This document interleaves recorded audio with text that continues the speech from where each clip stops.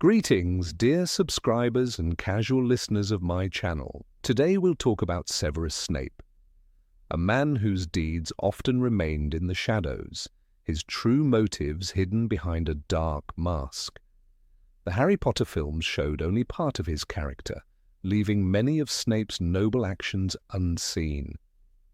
In this video, I'll tell you about the deeds that reveal the good side of this mysterious man.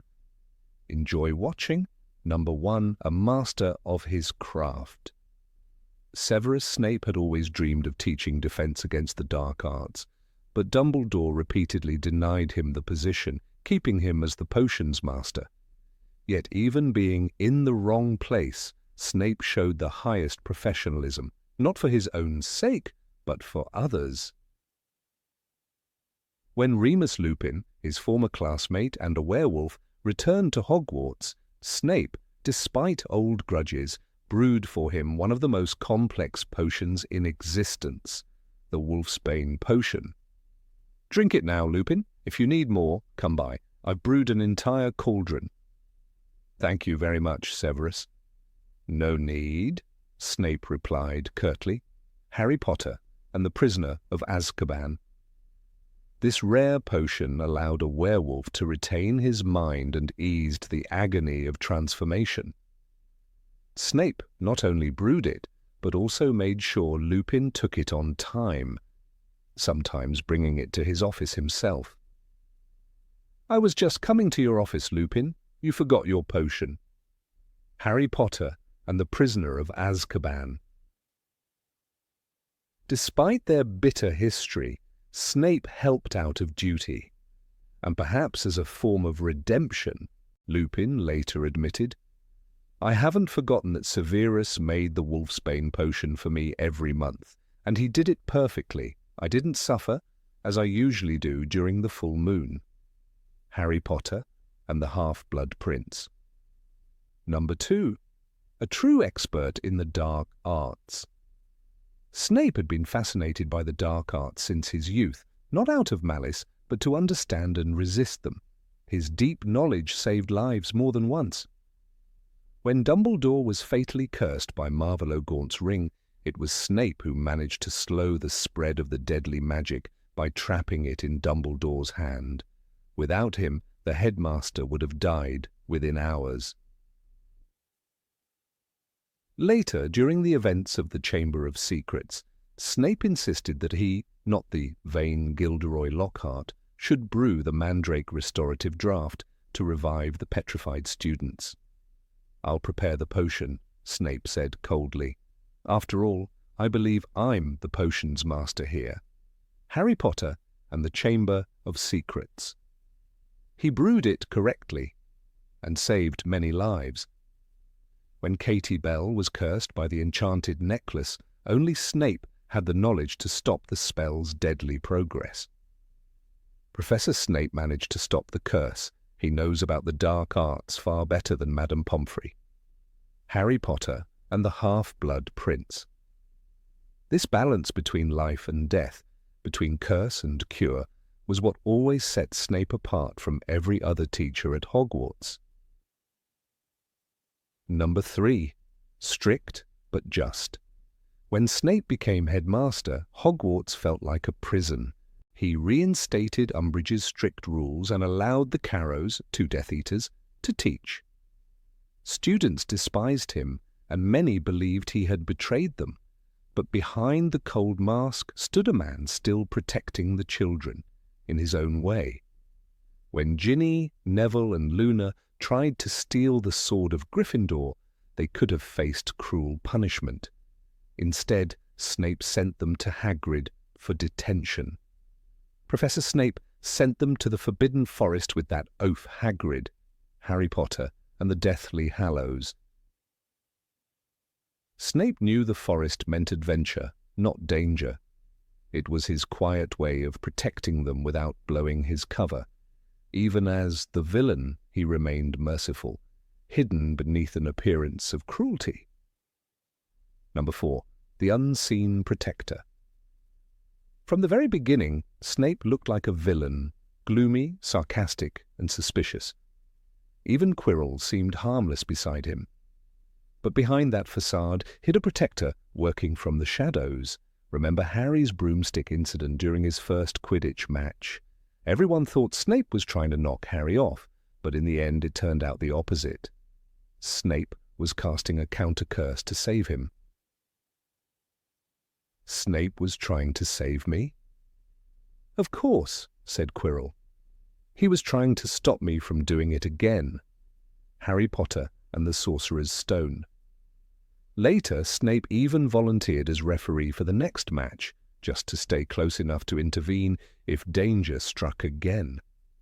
Snape's refereeing the next game, said Wood grimly. He'll be looking for any excuse to penalize us. Harry Potter and the Sorcerer's Stone. But Snape never acted unfairly. He was simply watching, making sure the boy lived. Number 5, the Guardian Angel. As years went by, Snape's role in Harry's life grew deeper.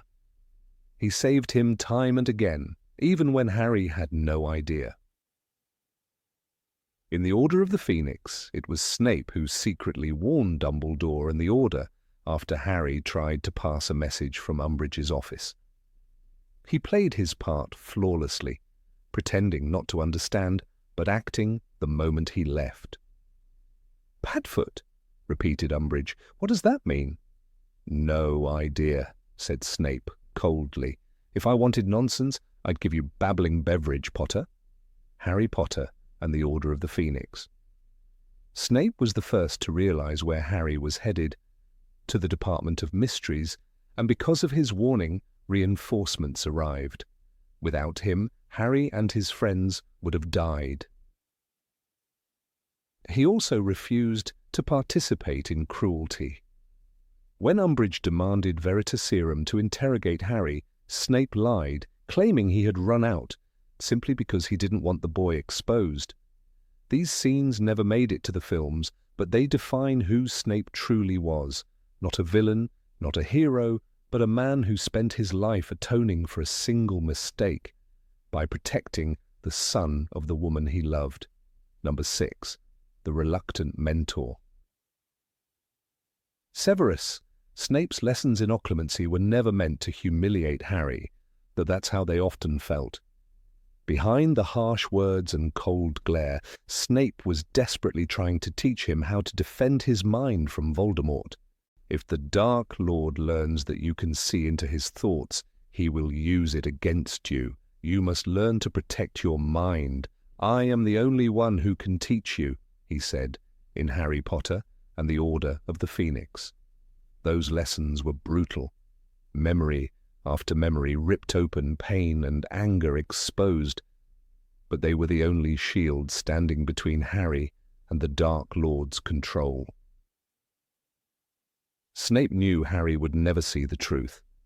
Every cruel remark, every insult was a disguise, a way to keep Voldemort from suspecting that Snape cared whether the boy lived or died. He risked his cover with each lesson, knowing the Dark Lord could sense weakness or compassion. Yet Snape never stopped. The promise he made to protect Lily's son outweighed his pride. Teaching Harry to fight the darkness inside his own mind was the purest expression of that promise, an act of love buried beneath bitterness and pain. Number 7, the protector of Hogwarts during the invasion. During the Battle of Hogwarts, Severus Snape was not the silent spectator many believed him to be. Behind the mask of Voldemort's loyal servant, he worked carefully, almost invisibly, to protect the students trapped in the school. He sent messages to Minerva McGonagall through the portraits, instructed trusted teachers to move the youngest children into the dungeons, and delayed carrying out Voldemort's orders. When the Dark Lord demanded that all students gather in the Great Hall, Snape stalled the command.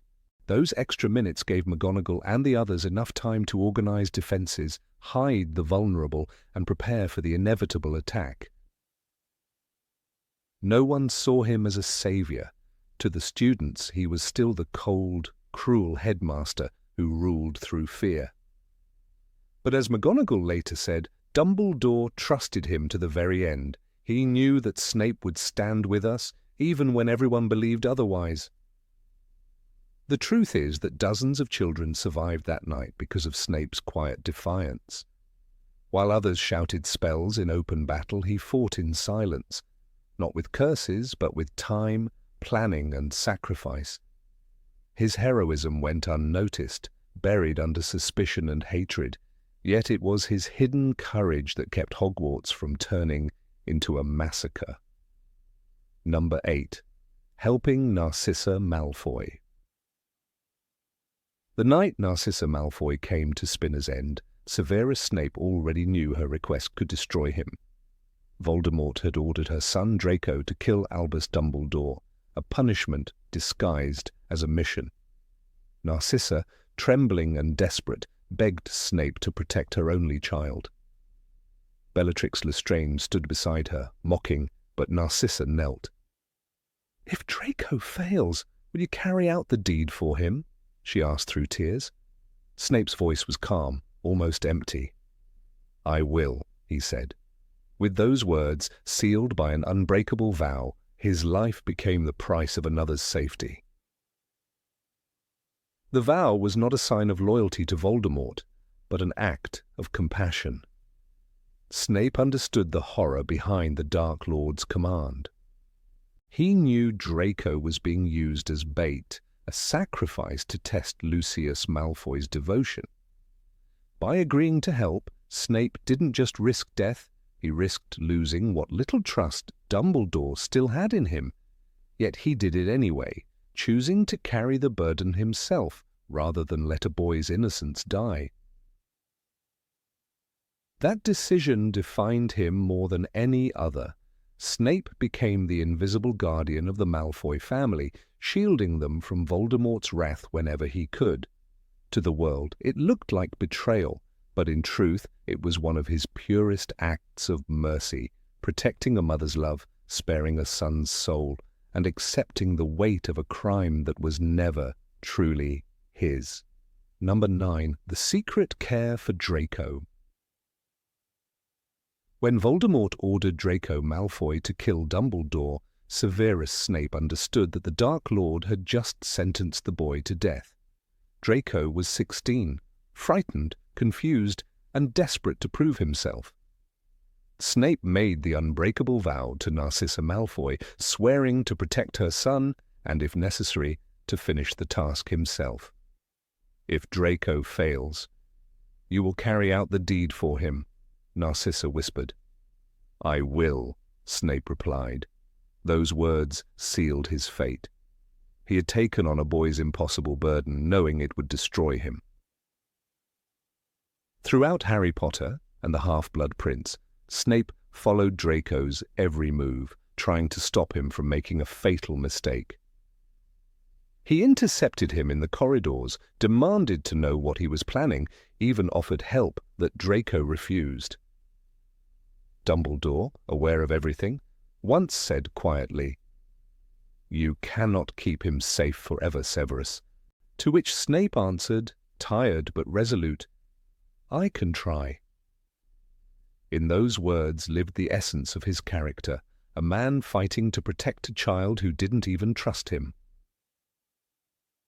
Snape saw too much of himself in Draco, the same arrogance hiding fear, the same illusion of control masking a heart chained by darkness. He remembered what it was like to serve a master who used loyalty as a weapon. When the night came and Draco stood trembling before Dumbledore, wand shaking in his hand, Snape appeared to spare him from the final sin. He killed Dumbledore not only to keep his vow, but to save Draco's soul. That night, Snape took the boy's sin upon himself and walked alone into the shadows. Number 10. The final gift. When Severus Snape lay dying on the floor of the shrieking shack, surrounded by the stench of blood and betrayal, he didn't think of revenge or salvation. His last act was one of love. Take it. Look at me," he whispered to Harry. Those words, recorded in Harry Potter and the Deathly Hallows, were not just a farewell. They were his final confession. He wanted to see Lily's eyes one last time, the same green eyes that now belonged to her son. In that moment, the man who had lived in shadows died looking into the light of the only person who ever reminded him what it meant to love. But Snape had prepared for this moment long before the venom of Nagini reached his veins. He knew that when death came, Harry would still see him as an enemy. So he left behind the truth, a vial of memories that revealed everything he had hidden for years. In those swirling images was his entire life, his promise to Dumbledore, his grief for Lily, his loyalty, his sins. Through those memories, Snape finally spoke the words he never could in life. When Harry poured the memories into the pensieve, he saw the boy Snape had been, awkward, lonely, and kind. Then the man who knelt before Dumbledore, begging him to protect Lily's child. If you loved her, if you truly loved her, then her son must live, Dumbledore told him. And Snape's answer became one of the most haunting words in the series. Always. That single word revealed the truth. His entire life had been built around a love that never died. He didn't live to see Harry survive or Voldemort fall, but his sacrifice made both possible. Snape died not as the villain Hogwarts believed him to be, but as its quiet savior. No portrait would hang in his honor, no song would carry his name. Yet in the silence of that dark room, his final gift spoke louder than any triumph. The gift of truth, love, and redemption. Number 11. Keeping Lily's memory alive. Severus Snape never stopped loving Lily Potter. Her death broke something inside him, yet it also bound him to a silent promise to keep her memory alive. When Voldemort murdered James and Lily, Snape didn't run or hide. He went straight to Albus Dumbledore, fell to his knees, and begged him to protect the child she had died for. He must live. For her. For Lily, Snape whispered. That plea, recorded in Harry Potter and the Half-Blood Prince, was not a request for redemption. It was a man's desperate attempt to preserve the only fragment left of the woman he loved. Snape was the one who insisted that Harry stay with Petunia Dursley, Lily's sister, despite knowing how cold and cruel that home would be. It was the only way to activate the ancient protection born from Lily's sacrifice, the blood charm. As long as Harry lived under his aunt's roof, no curse from Voldemort could touch him. Dumbledore later told Harry, "It was Snape who reminded me of the old magic, the bond sealed by your mother's blood." Snape had turned his grief into a weapon of protection. Years later, when Harry entered Hogwarts, Snape kept his word in ways no one ever noticed. He watched the boy from the shadows, shielding him without revealing the truth. In the Sorcerer's Stone, it was Snape muttering counter-curses during the Quidditch match when Harry's broom went wild. Everyone believed he wanted the boy dead, but in truth he was the only one keeping him alive. Every sarcastic remark, every cold glance, they were masks hiding a man fighting his own heart. He never sought thanks. To Snape, saving Harry was not about forgiveness or redemption. It was devotion, painful, quiet, endless. Protecting the son of the man he hated but the woman he loved became his life's punishment and purpose. Every spell he cast, every secret he kept, carried the same unspoken vow always. Number 12. Protecting Neville Longbottom. Neville Longbottom was often the target of Professor Snape's cruel sarcasm. Every class seemed to end with Neville trembling under his glare, his potion either spoiled or exploded. But behind that mask of disdain lay a secret no one ever saw. Snape once saved Neville's life, and not inside the classroom, but in a moment of real danger, when the Death Eaters came for him. After Voldemort's return, Bellatrix Lestrange led a small group to capture Neville and his grandmother, Augusta Longbottom. They wanted revenge for the role Neville's parents played as Aurors. Snape learned of the attack before it happened. That night, while pretending loyalty to Voldemort, he sent an anonymous message to the Order of the Phoenix, warning them of the location. Some members of the Order survived only because one man they thought an enemy sent them a warning, wrote Minerva McGonagall in her notes years later. The Order arrived just in time. Augusta fought like a lioness, but without help, she and Neville would have been overpowered. When the Death Eaters were driven off, no one ever learned who had tipped them off. Snape erased his traces completely. To reveal himself would have meant certain death. He returned to his role the next morning, cold and silent, scolding Neville over a poorly brewed potion, as if nothing had happened. Snape's harshness toward the boy had always seemed personal, yet perhaps it wasn't cruelty at all.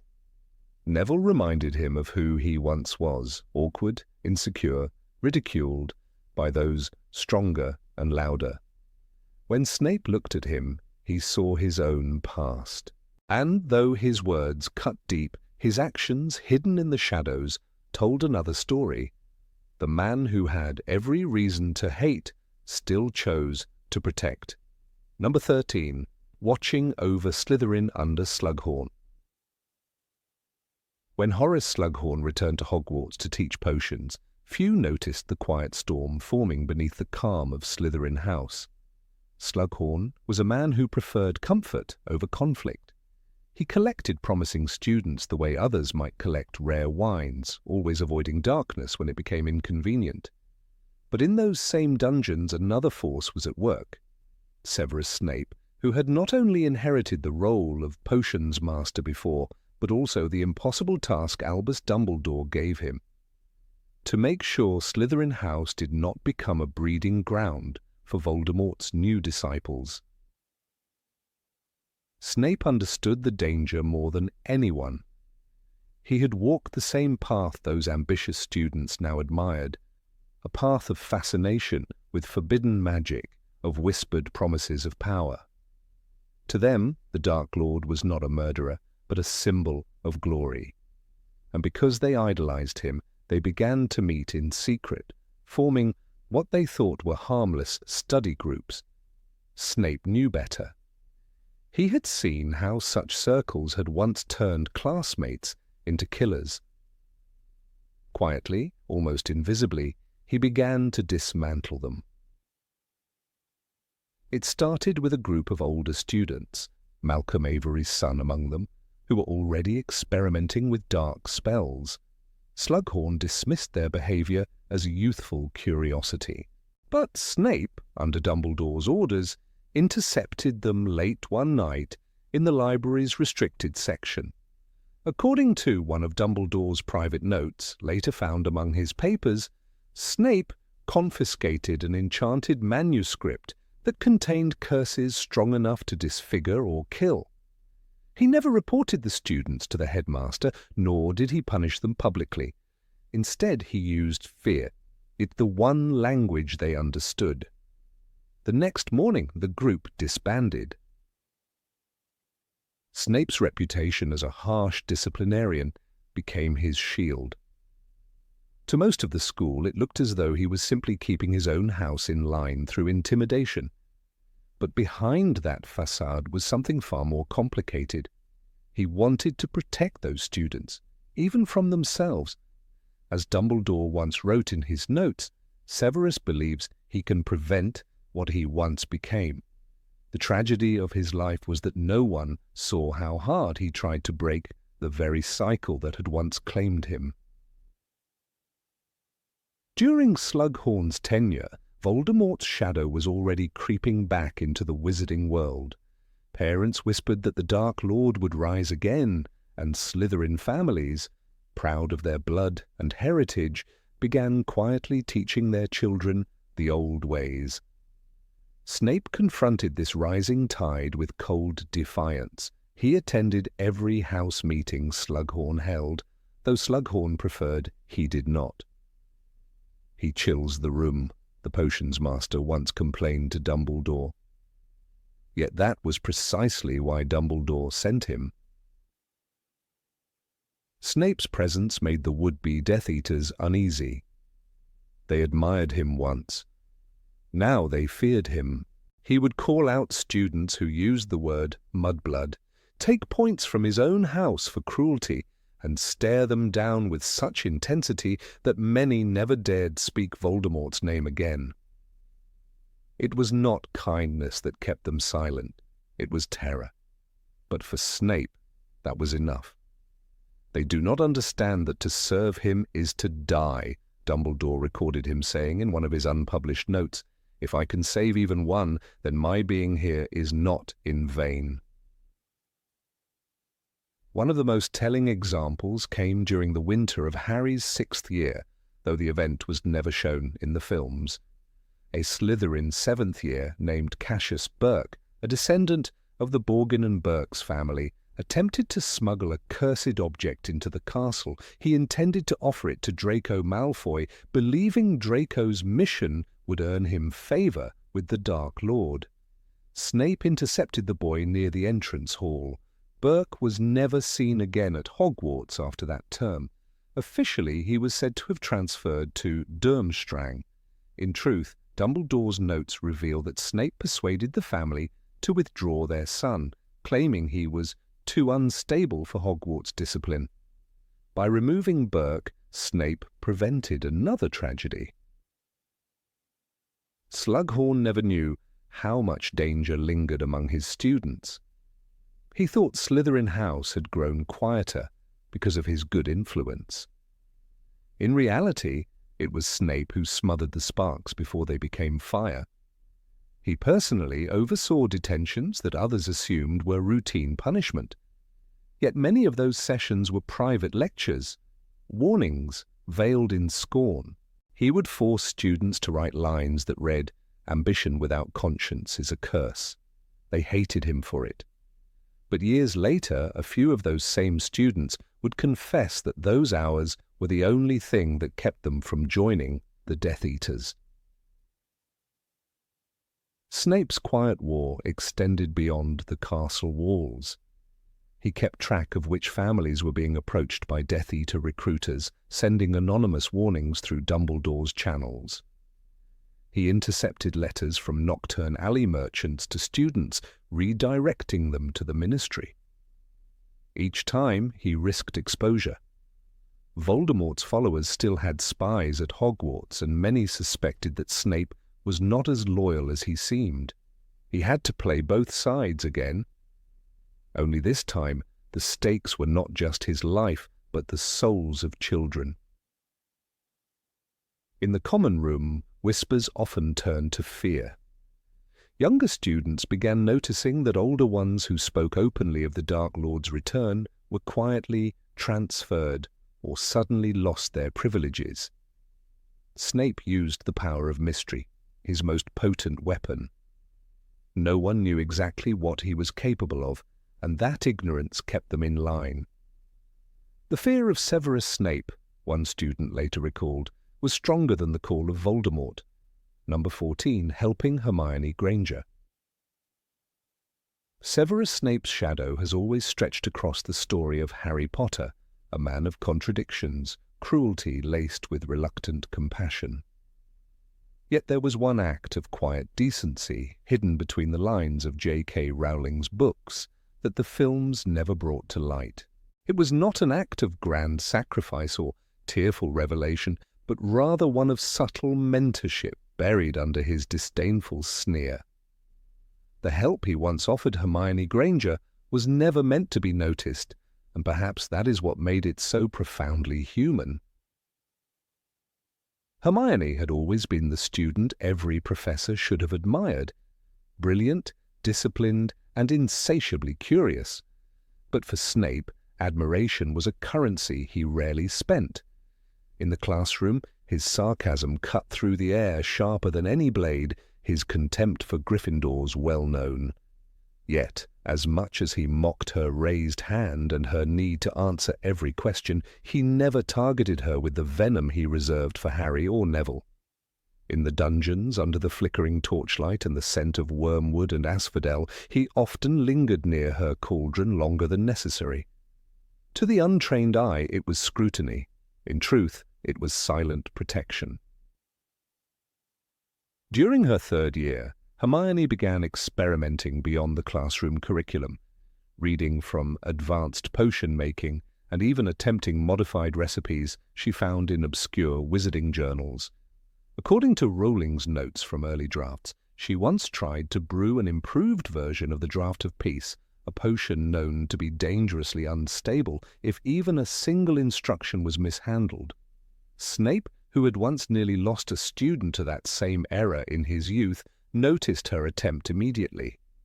He didn't scold her in front of the class, though her mixture was beginning to shimmer in the wrong hue of turquoise, a warning sign of an imminent reaction.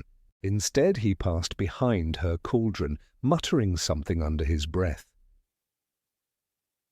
The surface of her potion calmed, thickening to a silver mist. Hermione never realized he had discreetly altered the composition to prevent an explosion. It was not in his nature to admit such interventions. Snape's pride, honed by years of ridicule and secrecy, would not allow him to show kindness openly. Yet his decision that day revealed an instinct that transcended his bitterness. The instinct of a teacher who, for all his flaws, could not watch a student destroy herself through brilliance unrestrained by caution. The films, for the sake of simplicity, painted Snape's relationship with Hermione as distant and cold, but in the books, subtle descriptions betray that detachment. Rowling writes in The Half-Blood Prince, Hermione's potion, though imperfect, was the closest to the key. Textbook example. Snape's expression did not change, but his tone was not as biting as usual. For him, that restraint was almost a compliment. There was also a peculiar consistency in his grading. Snape was known for bias, favouring Slytherins, humiliating Gryffindors. Yet Hermione's marks in potions were among the highest in her year. It was not favouritism, but rather a reluctant respect for mastery. He saw in her the rare combination of intellect and discipline that mirrored his own youth. Unlike Harry, who embodied the reckless arrogance of James Potter, Hermione embodied something Snape had once been, a scholar, isolated and devoted to knowledge. Her passion for precision reminded him of the boy who once scrawled alternative instructions into his own potion book margins. Reinventing magic from the inside out. Years later, when she helped Harry brew Polyjuice Potion during their second year, a feat far beyond the level of a 12-year-old, the success of that potion depended heavily on the foundation she had built under Snape's reluctant tutelage. Though he never acknowledged it, he was aware of her transgressions. The man who could detect a single missing bezoar from his cabinet surely knew 3 second years had stolen restricted ingredients. Yet there was no punishment, no detentions, only a silent choice not to expose her. It was as if Snape, recognizing the danger but also the ambition, decided to allow this act of youthful daring. Perhaps he saw in it a spark of the same defiance that once led him to challenge the limits of potion making. Himself. The story goes even deeper when one considers Hermione's later academic brilliance. In the Order of the Phoenix, she produces a flawless batch of the calming draught during Dumbledore's army's secret meetings, a potion so intricate that only a handful of adult wizards could make it correctly. She credited her understanding of potion stabilization to a single remark Professor Snape once made about temperature control. It is an almost throwaway line, but it hints at something more, that Snape, though cruel in manner, provided her with fragments of wisdom that lingered long after his insults faded. His teaching style, stripped of kindness but rich in rigor, shaped the witch who would one day brew antidotes and devise magical protections far beyond her years. There's an anecdote Rowling once mentioned in an interview, one that never reached the screen. She described a moment late in Hermione's 5th year when she presented an essay about the properties of fluxweed during its waning cycle. Her analysis contained a flaw that, if applied practically, would have caused the potion to combust. Snape returned her parchment with a single comment in the margin: "Re-examine your third variable." It was cryptic but precise. When Hermione revisited her calculations, she discovered the mistake. It saved her weeks of failure. He never praised her. He simply guided her toward clarity. This was Snape's paradox in the man who insulted incompetence, yet silently nurtured potential.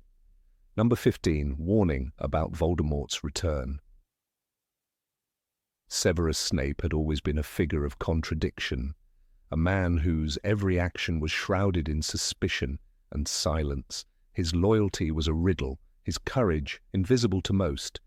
What the films failed to show was one of his earliest and most dangerous acts of bravery, the moment he chose to warn Albus Dumbledore about the first whispers of Lord Voldemort's return. Long before the Triwizard Tournament, before the night in the graveyard when Harry faced his reborn enemy, Snape had already sensed the gathering darkness. He was one of the few who saw the signs for what they were, and he acted, knowing that his every move could expose him to death from either side. After Voldemort's fall in 1981, many of his followers scattered, broken and frightened, while others were captured or killed. But Snape, bound by an unspoken promise and haunted by guilt, returned to Dumbledore's service. He became the spy who walked between shadows, listening, observing, always one step away from disaster. When whispers began to circulate among certain circles, rumors that the Dark Lord's spirit had not perished completely, Snape did not dismiss them as superstition. He had seen Voldemort's power firsthand. He knew that evil like his did not simply vanish. Snape had begun hearing strange reports from the remnants of the Death Eaters. Some spoke of dreams, others of voices calling them from the void. There were tales of a strange creature, serpentine and frail, seen near forests in Albania, whispering in Parseltongue. Men like Lucius Malfoy pretended to ignore these stories, fearing to believe. But Snape knew that fear itself was a clue. The cowardice of his former comrades only confirmed what he already suspected. Voldemort was stirring. The wizarding world, however, was still asleep, basking in the illusion of peace. When Snape went to Dumbledore with his warning, he did not do it lightly. It was a risk that could expose his entire double life.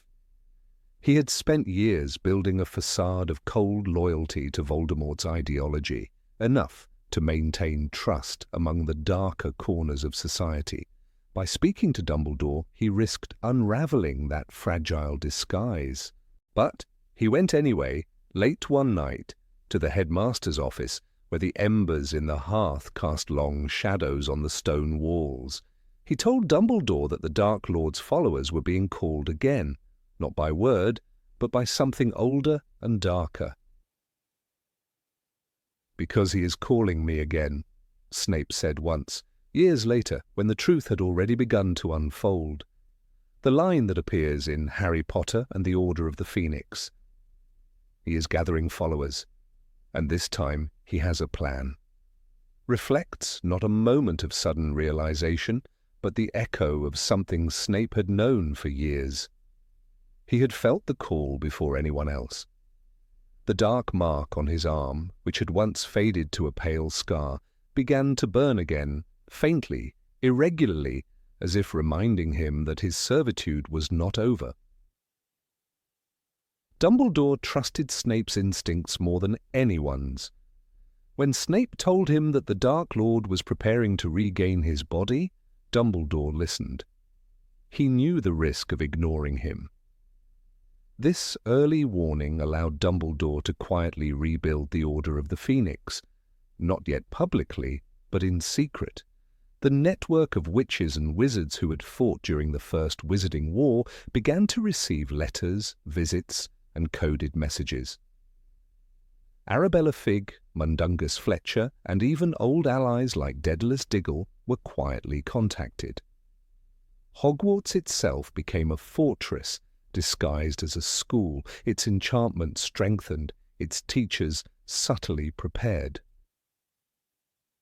Snape's role in this unseen mobilization was crucial.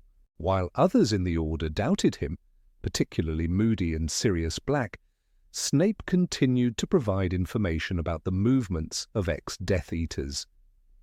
He tracked subtle changes, secret meetings in Nocturne Alley, cryptic owl deliveries to abandoned manors, the reappearance of symbols that had been thought forgotten. Dumbledore's strategy depended on knowing how soon Voldemort might return, and Snape's observations gave him that window. Without that time to prepare, the wizarding world would have been caught entirely unguarded when Voldemort rose again. Snape's warning also changed the way Dumbledore protected Harry. The headmaster began to reinforce the old spells that kept Harry safe at Privet Drive. He placed additional charms on the boy's home and quietly assigned Arabella Figg to keep an eye from the shadows. These measures were not random acts of precaution, they were direct consequences of Snape's intelligence. Every action Dumbledore took between the Prisoner of Azkaban and the Goblet of Fire can be traced back to the knowledge that Voldemort was preparing for resurrection. Snape's information also explained Dumbledore's peculiar calm when Harry reported his dreams of Voldemort in the Goblet of Fire. Unlike the Ministry of Magic, which dismissed Harry's warnings, Dumbledore had already been expecting such signs. He knew that the visions were more than nightmares. Snape's earlier reports had mentioned Voldemort's search for loyal servants and the possible use of dark creatures and forbidden rituals. When the Triwizard Tournament began, Dumbledore placed Snape in a key position, not as a teacher but as a sentinel within the castle. Snape's connection to the Dark Mark became a secret instrument of surveillance. Dumbledore would occasionally ask him whether the mark was changing, whether it pulsed, whether the pain was stronger. Each answer helped Dumbledore map Voldemort's progress. Snape endured that pain in silence. He never sought pity. He understood that his suffering was the only link between the two worlds, a cursed thread that allowed him to spy for the light while appearing to serve the dark. Number 16. Keeper of Dumbledore's Secrets. After Lily Potter's death, Severus Snape ceased to be merely a double agent. He became the guardian of truths that not even the Order of the Phoenix could imagine existed. While Sirius Black raged and Moody planned strategies, Snape carried within him the burden of Albus Dumbledore's most dangerous secret, a secret tied to both the survival of Harry Potter and the eventual downfall of Lord Voldemort. Few ever understood the depth of that trust. Even fewer realized that Dumbledore's greatest confidant was the man everyone else despised. The films showed glimpses of Snape's bravery, his love, his sacrifice, but they never revealed that he was not just following orders, he was the silent keeper of the headmaster's most forbidden knowledge. In the final years of the war, Dumbledore no longer shared his strategies with the Order. Not with Lupin, not with Tonks, not even with McGonagall. He turned to Snape alone. "Only one person in the world knows the whole truth," Dumbledore whispered in the Deathly Hallows. That person was Severus Snape. It was Snape who first learned of the Horcruxes, those fragments of Voldemort's fractured soul. Dumbledore trusted him to understand the terrible implications, that the Dark Lord could not die until each fragment was destroyed. Snape's task was not to hunt them, that was left to others later. His task was to help Dumbledore stay alive long enough to guide the right person to them. That knowledge was more dangerous than any curse. If Voldemort had known that Snape possessed it, his death would have been slow and unimaginably cruel. Snape's work began in silence, in Dumbledore's office under the watchful gaze of the Phoenix Forks. There, behind locked doors and whispered enchantments, they discussed the dark magic that even Dumbledore feared to name aloud. Snape, whose mastery of the dark arts was unparalleled, helped his old adversary analyze the possible protections guarding each Horcrux. When Dumbledore returned from the cave with his blackened, dying hand, it was Snape who contained the spreading curse. The films show only that single, desperate moment, but the truth is that Snape's healing spells and potions gave Dumbledore a full year of life he otherwise wouldn't have had, a year in which the headmaster prepared Harry, trained his allies, and set the final pieces of the chessboard in place. Without Snape's intervention, the war might have ended abruptly, in chaos, with Voldemort triumphant. That night, as the curse crept up Dumbledore's arm, Snape stood over him not as a servant, but as a saviour. The headmaster's voice trembled when he said, "Severus, please." It was not fear, but gratitude. Snape's counter-curse slowed the death, anchoring the headmaster's life to his will. Every day after that moment, Snape was aware that he was nursing a dying man, preserving him through sheer magical discipline. The others thought Dumbledore's frailty was age. Only Snape knew the truth, that the headmaster was living on borrowed time, a time he had purchased with Snape's skill. But that was not the only secret Snape guarded.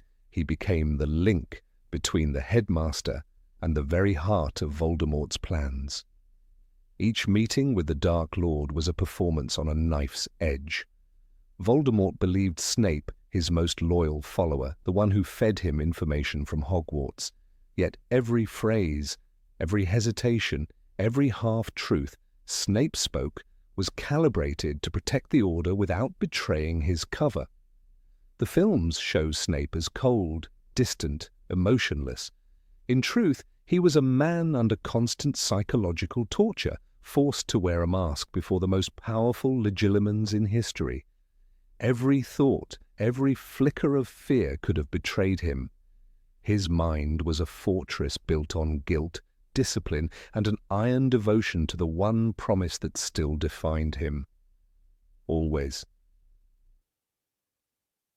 Snape's role as Dumbledore's keeper of secrets deepened when the headmaster revealed his final plan, that Harry himself was an unintentional Horcrux. This knowledge was the ultimate burden. Even Dumbledore hesitated before entrusting it. He knew that Snape would be forced to protect the boy he once hated until the time came to let him die. And Snape, understanding the cruel logic of it, did not protest. He only asked, bitterly, "So you raise him like a pig for slaughter?" Dumbledore's quiet reply, "Don't tell me now that you have grown to care for the boy," broke the last illusion between them. Snape's love for Lily became a duty to her son, a duty that tore him apart with every passing year. While the members of the Order fought visible battles, Snape fought invisible ones.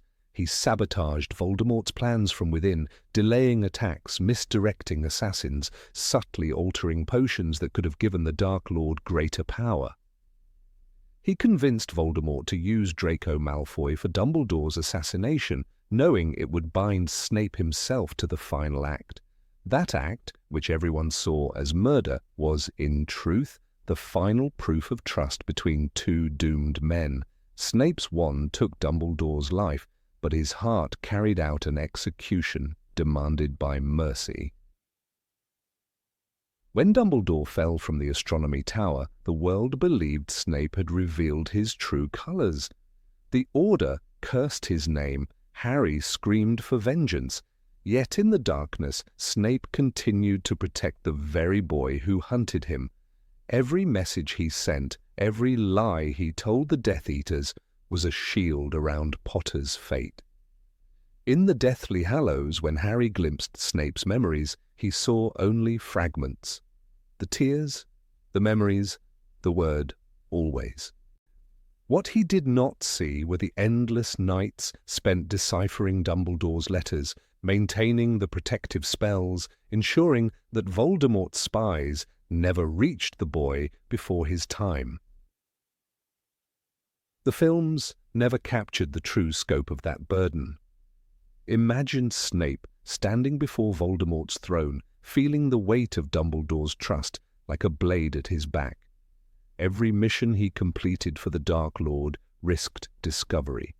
Every meeting with the Order risked suspicion. Yet he never faltered, even when accused by Bellatrix Lestrange, even when tortured for answers, he stayed silent. The strength that allowed him to withstand her Cruciatus was not physical. It was fueled by his knowledge that he alone carried the truth. He was not serving darkness or light, but the fragile balance that would lead to Voldemort's fall. One of the greatest examples of Snape's unseen loyalty was his manipulation of information surrounding the Elder Wand. After killing Dumbledore, he ensured that Voldemort misunderstood the wand's allegiance. Snape's silence on that matter, his deliberate choice not to claim the wand's ownership, prolonged the Dark Lord's fatal misconception. It was a final, subtle betrayal woven into the very mythology of power that Voldemort worshipped. Snape died never explaining it, but Dumbledore had known he would act that way. Trust had become their unspoken language. Even after Dumbledore's death, Snape continued to serve his last command: protect the students.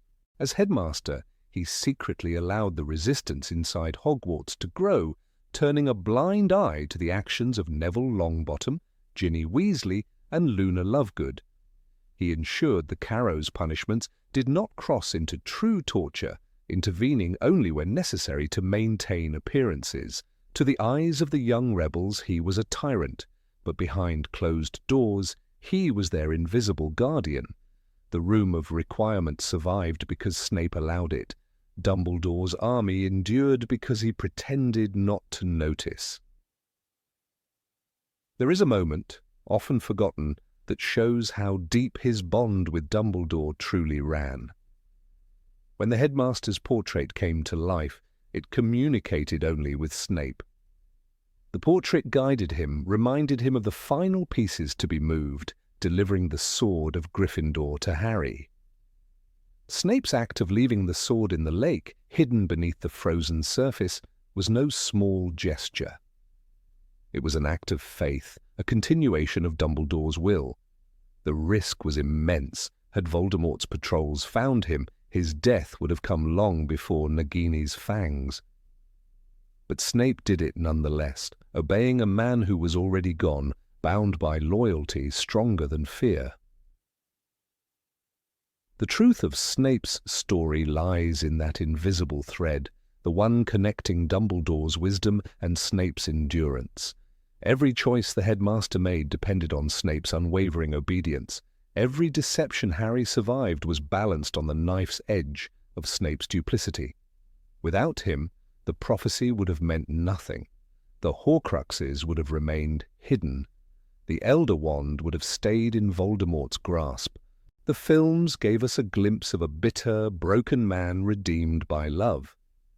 But the books whisper something greater. A man who became the living vault of Dumbledore's mind. Snape's tragedy is not only that he died unloved and misunderstood, but that he carried the most dangerous truth in silence. The knowledge of the Horcruxes, the fate of the Elder Wand, the sacrifice of Harry Potter. All these were threads he kept intact. He was the keeper of the headmaster's secrets, the final guardian of a plan that would save the world at the cost of his own soul. His memory was not just a collection of tears, it was a confession, an inheritance. When Harry looked into the pensieve and saw the truth, it was not only love he saw, but the revelation that Dumbledore's greatest secret had always had a human face. And that face was Severus Snape's. Dumbledore once said that words are our most inexhaustible source of magic. For Snape, silence was that magic. His silence protected, deceived, and redeemed. The films let us see his final moments, the tears, the memories, the soft fall into death, but they never showed the greatest of his acts. The years he spent as Dumbledore's secret keeper, the man who knew every shadow behind every spell, and who bore it all without ever asking for forgiveness. Snape was not simply brave, he was indispensable. And when the light finally broke over Hogwarts, it shone upon a victory built on the shoulders of a man who was never meant to be a hero, yet became one in the quietest, most selfless way imaginable. Number 17, the Silent Avenger. After Lily Potter's death, Severus Snape became something far more complex than the world ever knew. To the Order of the Phoenix, he was a double agent. To Voldemort, a loyal Death Eater. To Dumbledore, a man bound by guilt and love.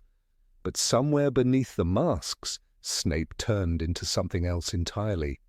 A silent avenger, quietly balancing the scales of a world shattered by betrayal. It was not just remorse that consumed him, but a cold, focused fury directed at those who had played a part in Lily's death. While the books and films show us the man who spied, suffered and protected, they never showed the man who hunted. Yet traces of this other Snape, the one who acted when no one was watching, can still be found in the shadows of Rowling's universe. When James and Lily Potter were killed, Voldemort's inner circle fractured. Many Death Eaters fled, while others tried to align themselves with the Ministry, claiming they had been under the Imperious curse. But in the months that followed, 3 of those who had been closest to Peter Pettigrew disappeared without a trace. They were Evan Rosier's surviving associates, Malcolm Vane, Crispin Mulciber, and Jonah Travers. Officially, they had gone into hiding. Unofficially, whispers spread through Knockturn Alley that someone was hunting them down. Auras dismissed the stories as rumour. Dumbledore, however, once remarked in a private note, "Justice wears many faces. Some carry wands instead of scales." It was written the same week Mulciber vanished. Snape knew Mulciber well. He had once called him a friend. They had studied together at Hogwarts, experimented with the dark arts in the dungeons, and joined Voldemort's ranks as young men intoxicated by power. But when Mulciber helped lure the Potters out of hiding, Snape's illusions about loyalty shattered. It is said that Snape discovered Mulciber's betrayal by tracing an encoded message through the old Death Eater network, using a charm known only to the inner circle. The letter led him to an abandoned house near Spinner's End. What happened there was never recorded, but neighbours later spoke of a strange thunder without rain and a smell of burned metal in the air for days. When Ministry investigators arrived, all they found was a scorched ring on the floor and a snake carved into the wall, split neatly in 2. Snape never left clues by accident. The serpent carved in 2 was a message, and those who had once sworn fealty to the Dark Lord understood it. They began to vanish quietly, one by one. Travers's disappearance was the next. He had been one of the Death Eaters who supplied information to Pettigrew about the Order's movements. According to one surviving witness, A nocturne alley apothecary named Catamole, Travers came into his shop one evening to buy Dittany and never left. When the doorbell rang again, the apothecary found nothing but a single silver vial of wolfsbane potion left on the counter, a potion Snape was uniquely known for brewing with. An unmistakable metallic scent. It was not poison, but a symbol, a reminder of the curse of those who destroy the innocent and think themselves untouchable. There is a rare passage in Dumbledore's private notes, published years later in the collected letters of Albus Dumbledore, that seems to allude to this hidden war. He wrote, "Severus knows that vengeance cannot bring her back, yet I see in his eyes the faintest peace, the peace of one who has struck the serpent where it sleeps." The old wizard never named names, but it was clear that he understood what Snape had done, and perhaps deep down he allowed it. Dumbledore's belief in redemption was complex. He did not condone murder, but he also knew that some wounds of the soul could not be healed with forgiveness alone. Sometimes, he said in the pensive memory Harry later saw, we must pay a debt not with gold but with blood, our own or another's. Snape's revenge was never open, never loud. He acted like a shadow within a shadow, careful not to expose himself or his allegiance to Dumbledore. He had already risked everything by defecting from Voldemort, and a single misstep could have exposed him. Yet it was not courage that drove him, it was penance. Every time he struck down one of Lily's betrayers, he would return to his quarters at Hogwarts and erase the memory from his mind, sealing it behind occlumency barriers so tight even Voldemort would not sense them. That was the reason the Dark Lord always underestimated him. Snape's guilt was too deep, too real to be detected by the snake's cold logic. He was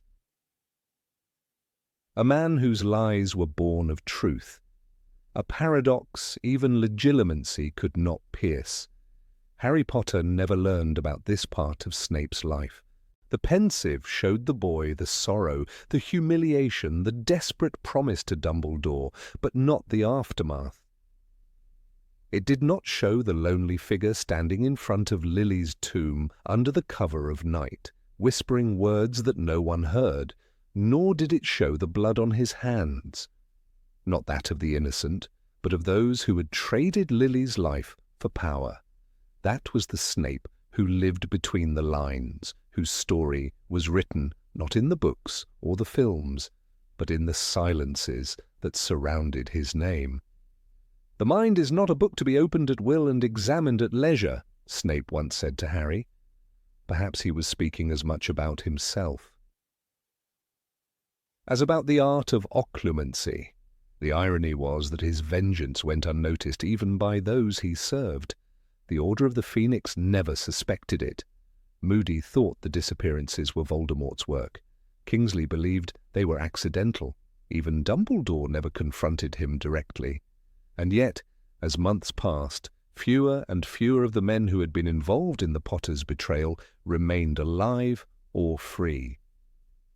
The few who survived learned to fear the name Snape in whispers, not as the Death Eater they once knew, but as something far colder, the man who balanced the scales when the Ministry would not.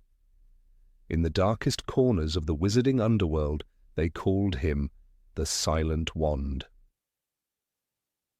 There was one last act that marked the end of this unseen chapter.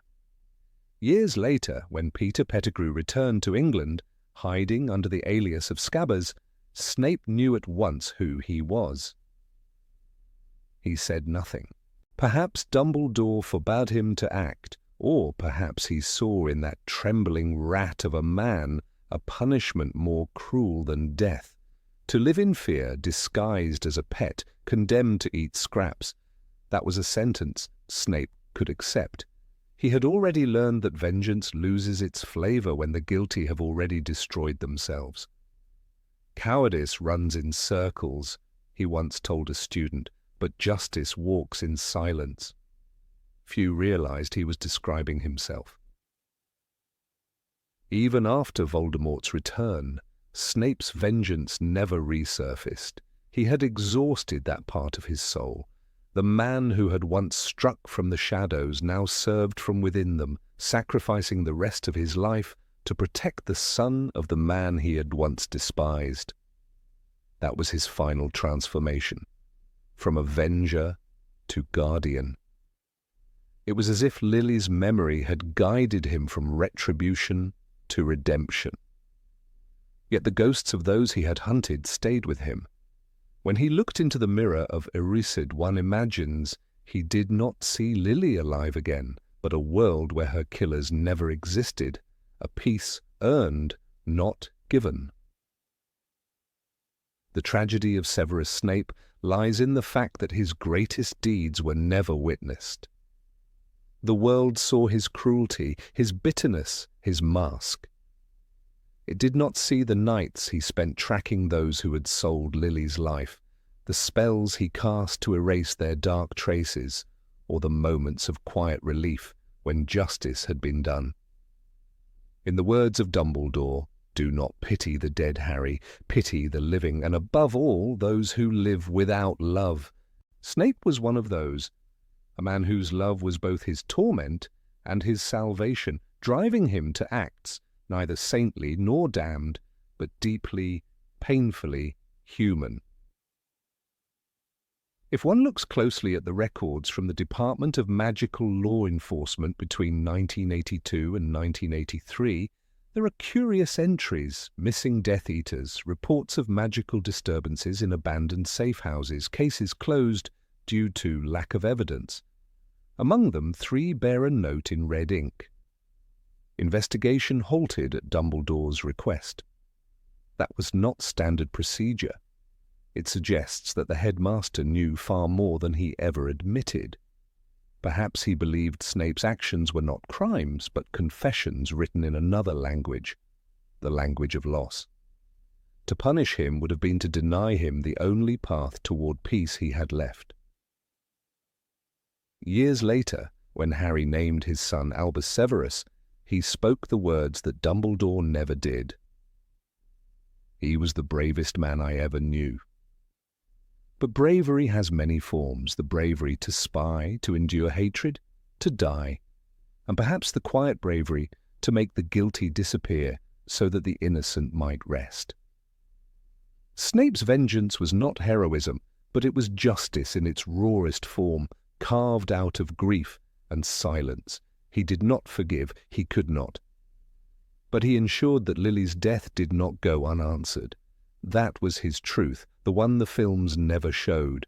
The truth of a man who paid his debt to love not only with words, but with blood. Number 18. The Hidden Saviour of Slytherin. When Severus Snape took the post of headmaster at Hogwarts, few could imagine the impossible tightrope he had to walk. The castle had become a fortress under the Dark Lord's command, and yet, hidden beneath the shadow of that rule, Snape was quietly fighting his own war, not with curses and duels, but with deception, restraint, and an unspoken loyalty to life itself. He was the only man in that castle who served 2 masters while serving none.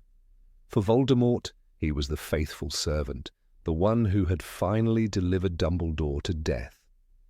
For the students, especially those of Slytherin House, he became something much more profound, a silent protector in an age where mercy could cost one's life.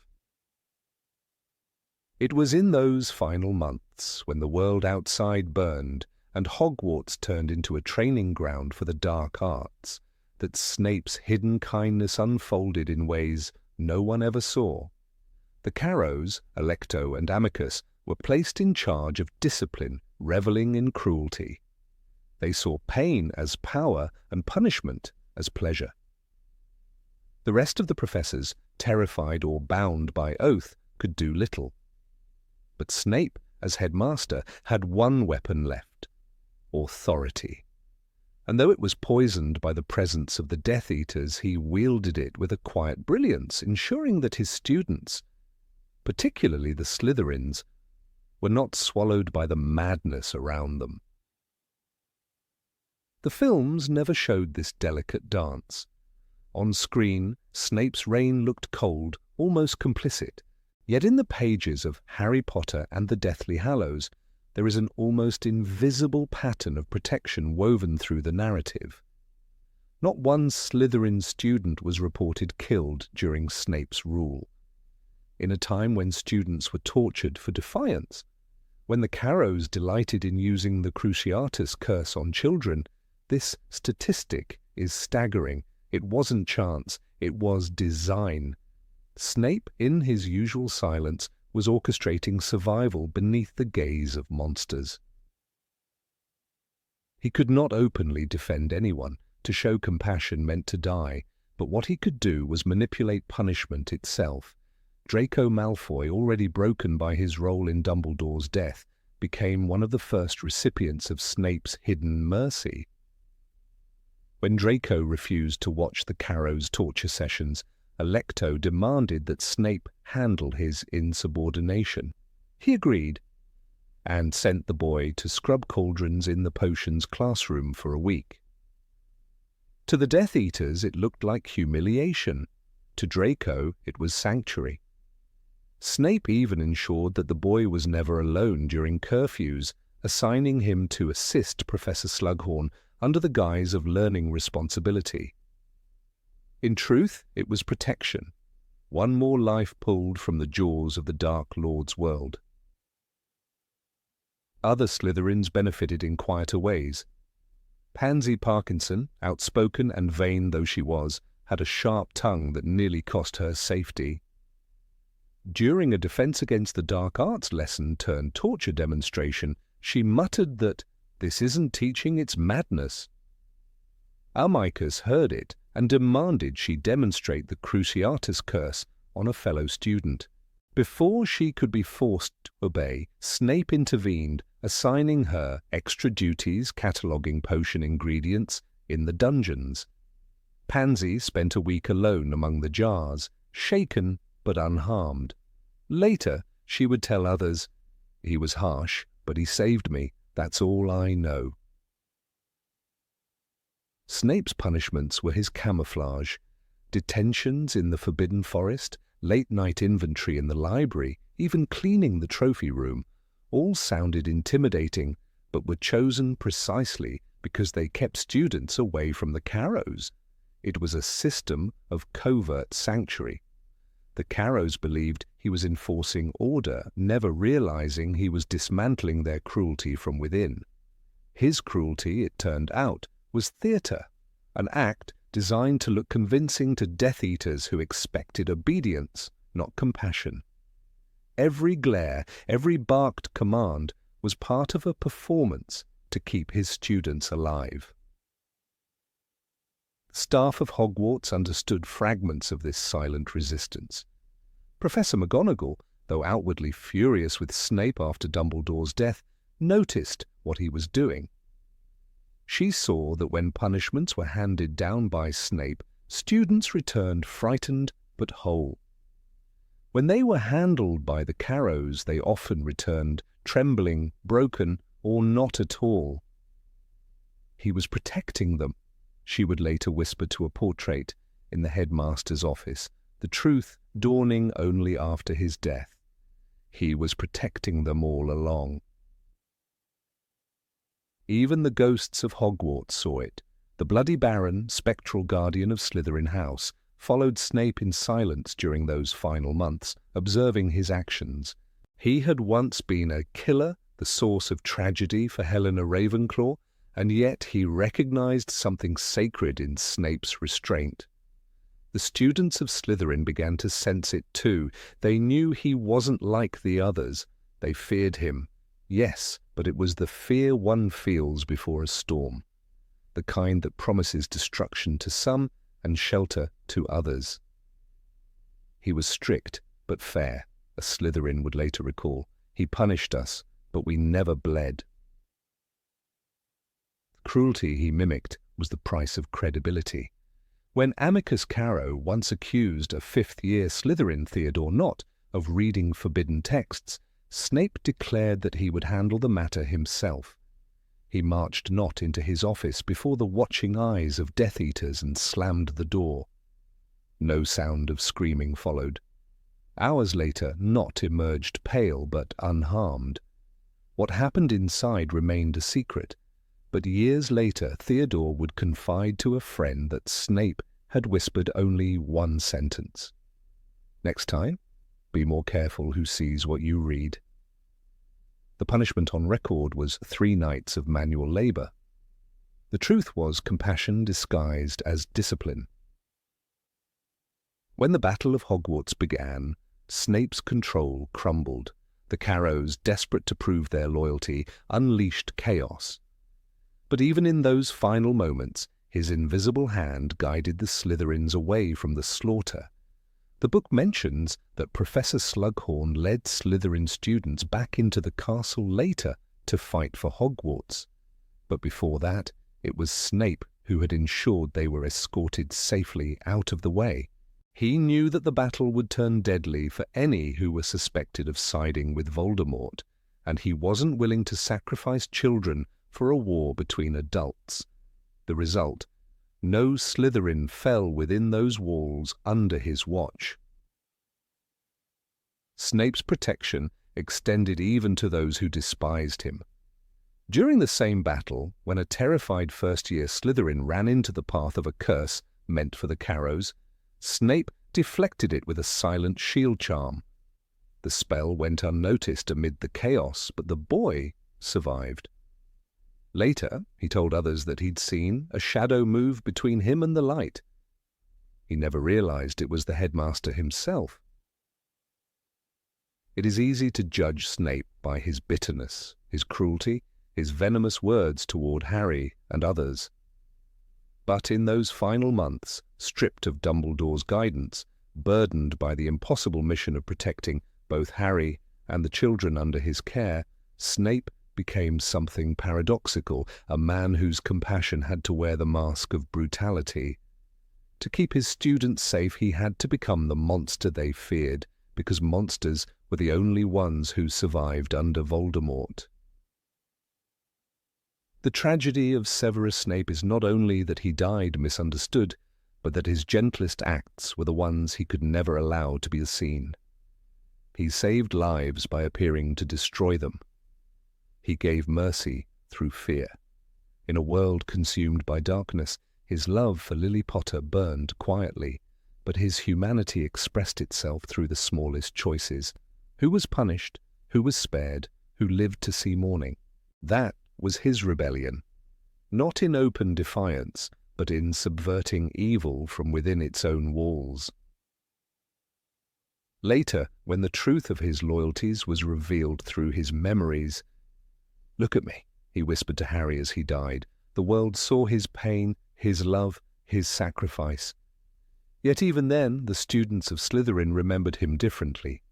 To them, he was not just a tragic hero or a bitter spy. He was the headmaster who made sure they were alive when others wanted them dead. In the aftermath, those words circulated quietly through the house. He was harsh, but fair. He protected us as best he could. And somewhere in the ruins of that war, perhaps that was the truest legacy Severus Snape left behind. A hidden line of mercy, invisible to history, but unforgettable to those who survived because of it. Number 19, the man who prevented chaos. When Albus Dumbledore fell from the astronomy tower, the echo of his death rippled through Hogwarts like a shock wave. That night was the moment when the balance of light and darkness shattered, and the school stood at the edge of an abyss. The students whispered in terror, teachers gathered in secret, and even the castle itself seemed to grieve. But amid the mourning and chaos, there was one man who did not allow Hogwarts to collapse entirely: Severus Snape. The world remembers him as a double agent, a man of secrets and pain. Yet there was one act of quiet heroism that the films never revealed. Snape saved Hogwarts from tearing itself apart after Dumbledore's death. In the aftermath of the tragedy, confusion reigned. Many members of the Order of the Phoenix feared that Voldemort would take the school completely, turning it into a fortress for his Death Eaters. The students, left without Dumbledore's protection, faced the growing presence of darkness both outside and within the walls. In this chaos, Snape did something few could understand at the time. He assumed control. Not as a conqueror, not even as a loyal Death Eater, but as a guardian cloaked in shadow. He accepted the position of headmaster, a move that infuriated the Order and terrified the students, yet it was a calculated decision. His purpose was not domination, but preservation. Minerva McGonagall later wrote in her private notes, "He ruled with an iron hand, but even those who despised him understood. Without him, everything would have fallen apart. It was not praise, it was recognition." Snape's leadership was harsh, cold, and seemingly merciless. He allowed the Carrow siblings, Alecto and Amicus, to teach under his authority, which made him appear as nothing more than Voldemort's puppet. But beneath the surface, he managed a delicate balance. Every punishment he did not personally carry out was one less act of brutality inflicted by the Carrows. Every order he issued strategically redirected their cruelty. When Amicus wanted to execute a student for defying the new Defense Against the Dark Arts lessons, Snape intervened, declaring that discipline must be symbolic, not fatal. The statement saved the boy's life, though no one knew it. The staff whispered of Snape's cruelty, but few realized that his rules prevented random killings. He restricted the Carrows to controlled punishments, using their obedience to structure rather than bloodlust to keep their violence in check. In doing so, he turned Hogwarts into something resembling a functioning school rather than a dungeon of chaos. The most remarkable part of Snape's hidden efforts was his preservation of the teaching staff. Under Voldemort's rule, anyone suspected of disloyalty risked execution or exile, but Snape ensured that most professors, even those secretly supporting the Order, remained in their posts. He found excuses, manipulated reports, and argued for continuity. It was this continuity that kept Hogwarts alive. Professors like Pomona Sprout, Phileas Flitwick, and even McGonagall herself stayed, watching over their students in silence. Without Snape's intervention, they would have been replaced by loyal Death Eaters. The school would have transformed into a military camp long before Harry Potter ever returned to it. One of the most overlooked examples of Snape's protective cunning occurred when he secretly sent supplies to the Room of Requirement, where the resistance led by Neville Longbottom and Ginny Weasley was hiding. According to later accounts by surviving students, boxes of food, blankets, and potions appeared mysteriously, never traced back to their source. It was Aberforth Dumbledore who eventually hinted that Snape had been aware of the room's existence and had arranged for it to remain undiscovered. His understanding of Hogwarts magic and secrets allowed him to ensure the Carrows never found the passageways leading there. Snape's genius lay in his control. He transformed fear into structure. He used the obedience Voldemort expected from him to shield the young and the innocent. He silenced rebellion publicly, but allowed it to survive privately. In many ways, Hogwarts under Snape was like a kingdom under occupation, where the ruler pretends to serve the invader while secretly defending the people. His tone was severe, his face expressionless, but every act of apparent cruelty had a purpose. He was the storm that kept worse storms at bay. Hermione Granger once recalled that during the final months before the Battle of Hogwarts, she had believed Hogwarts had become a place of horror. Yet when she returned, she found that the castle still stood, its walls intact, its students not entirely broken.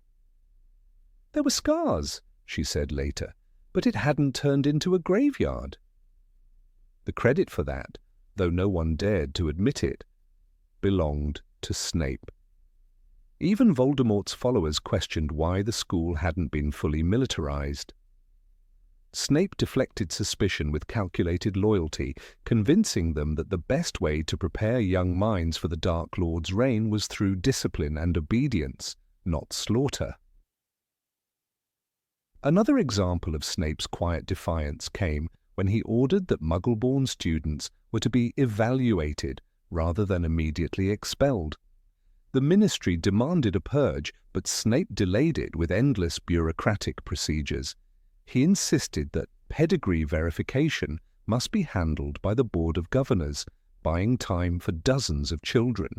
By the time the board realized the delays were intentional, many of those students had escaped with the help of members of Dumbledore's army. What the films never show is that Snape's nights were sleepless. The portraits in the headmaster's office, even those who despised him, later spoke of the way he would sit for hours in Dumbledore's chair, head bowed, wand resting on the table. Fawkes was gone, the phoenix having vanished the night Dumbledore died. Yet sometimes a faint trace of its song echoed in the office, and Snape would whisper, "Not yet, not while they still need me." His endurance was not born from hope, but from duty. When Voldemort used Hogwarts as a base before the final battle, it was Snape's previous months of organization that prevented immediate destruction. The secret passages were sealed, the younger students were sent home early for their safety, and the older ones were hidden under the guise of disciplinary programs. Snape's network of protective charms, woven through the castle's foundations, kept the walls from collapsing during the assault. Even Voldemort, obsessed with his hunt for Harry Potter, never realized that the stability of Hogwarts, its ability to stand during the greatest magical war in modern history, was due to the man he would later kill. Snape's relationship with McGonagall during that time was complex. She hated him, but she also saw the subtle logic in his rule. The professors followed him because they had no choice, but many later confessed they feared what might have happened without him. "We were in a cage," Flitwick wrote, "but he made sure the bars held." McGonagall, who witnessed the state of Hogwarts after Voldemort's fall, admitted privately that Snape's structure had prevented the Carrows from turning classrooms into torture chambers. He had set strict limits. Punishment, yes; murder, never. It was this control that made Hogwarts the only institution that survived the war with its identity intact. Diagon Alley was ruined, the ministry corrupted, the wizarding villages scattered, but Hogwarts endured.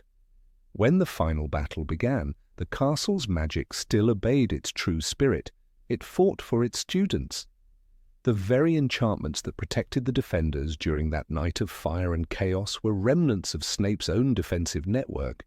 Even though he never saw the battle's end, his hand guided the outcome. Dumbledore once said, "Do not pity the dead, Harry. Pity the living, and above all, those who live without love." Snape lived without love, without gratitude, and without peace. Yet in his final months, he carried the unbearable weight of responsibility to keep order in a world collapsing into madness. The films show him as a lonely spy, a man tormented by loss. But the books hint, between the lines, that he was also something greater, the last guardian of Hogwarts's soul. Snape's tragedy was that he ruled in darkness so that others could live to see the light. His name was cursed by both sides. Death Eaters saw him as too soft, while the Order saw him as a traitor. But time revealed the truth. Without Severus Snape, there would have been no Hogwarts left for Harry Potter to defend. He stopped chaos with silence, cruelty with order, and despair with discipline. His good deed was never sung in the Great Hall, never carved into the castle walls. But somewhere in the whisper of the moving staircases, in the hum of the enchanted ceilings, the castle remembers the man who refused to let it fall. Minerva McGonagall once stood by the window of her office years later and said quietly, "He was the balance we never understood." And indeed, Severus Snape was not a hero in shining robes, but a man of shadows who kept the world from breaking, a protector hidden behind fear. The films may never show it, but history does not forget the man who stopped chaos when the world needed him most. Number 20, Dumbledore's Last Request. The night atop the astronomy tower was one of the darkest in the history of Hogwarts. Lightning split the clouds and the wind tore at Severus Snape's cloak as he climbed the winding stairs toward his destiny. To the eyes of those who witnessed it, the man who raised his wand and ended Albus Dumbledore's life was a murderer. The echoes of that spell, the unforgivable Avada Kedavra, painted Snape as the villain he had always seemed to be. Yet behind that act of apparent cruelty hid a truth known only to two souls, a truth that transformed a killing into the purest form of sacrifice. For Dumbledore's death had not been an act of betrayal. It was a final act of loyalty. Severus Snape had never been free of inner torment. The mark on his arm bound him to Voldemort, while the ghost of Lily Potter haunted his every step. Between the two, Dumbledore had become the last anchor of meaning in his life, the one man who knew the full measure of his repentance. When Dumbledore discovered that his hand had been cursed by the ring of Marvolo Gaunt, he knew death was inevitable. The black veins had already begun to spread, consuming him slowly from within. He told Snape, not out of fear, but out of strategy. The headmaster of Hogwarts, weakened and dying, could not afford to fall at Voldemort's hands, nor could he allow Draco Malfoy, a boy forced into an impossible mission, to become a killer. When Dumbledore first spoke of it, Snape recoiled in horror. The idea of killing the man who had offered him redemption felt like a wound beyond healing. Yet Dumbledore's reasoning was unyielding. Voldemort trusted Snape, but only so long as he believed the potion's master was fully his. To maintain that illusion, Snape would have to do the unthinkable. In Harry Potter and the Half-Blood Prince, Dumbledore's calm, weary words sealed that fate. "If you don't mind dying," he said softly, "it's the only way." Snape understood then that the request was not about mercy.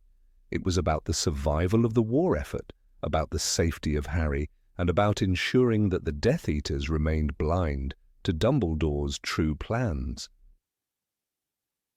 That night, as the green light burst from Snape's wand, it was not power, but anguish that drove the spell. He had not only killed the greatest wizard of his time, he had severed the last bond of friendship and forgiveness left in his life. The screams from below, the horror in the faces of the students, the burning dark mark above the castle, all of it carved into him a guilt that no spell could erase. Yet he did not falter. Snape descended those stairs with the world believing him to be a monster, and he let them believe it, for the mask of evil was now his armor. In the days that followed, few could imagine the depth of his torment. Each word he spoke to Voldemort, each cold order he gave at Hogwarts, was a performance crafted to protect the truth. When he sat at the headmaster's chair, Dumbledore's chair, it was not ambition that placed him there, but duty. The castle that had once been his refuge became his prison. Portraits whispered behind him, students feared him, teachers despised him, and still he carried on. Dumbledore's final request, that Snape protect Harry until the time came, guided him like a distant star in endless night. Snape's life after the tower was a series of silent acts of goodness cloaked in darkness. He altered the Carrow's punishments to spare students' lives. He provided sanctuary to those who resisted when he could do so unseen. He sent the sword of Gryffindor to Harry through the icy waters of the Forest of Dean, ensuring the boy could destroy the Horcruxes. Yet none of this was known. To the world, Snape remained the traitor, the killer, the snake who slithered between sides. But, in truth, he was the only man who continued Dumbledore's war after Dumbledore's death. The moment that revealed his true heart came years later when Harry Potter, bloodied and desperate, poured Snape's memories into the pensieve. Inside that silvery world lay the truth of everything: the boy's mother, the man's broken promises, and the unbearable burden he had carried. The vision of Dumbledore and Snape in the headmaster's office appeared there in haunting clarity. Snape, his face pale and strained, saying, "You ask too much." Dumbledore replying with gentle resignation, "I ask too little." Those words were the quiet heartbeat of the entire war. It was not power or prophecy that saved the wizarding world, but an act of obedience rooted in love and grief. For Dumbledore's last request was not simply for Snape to kill him. It was for him to believe that redemption could exist even in darkness.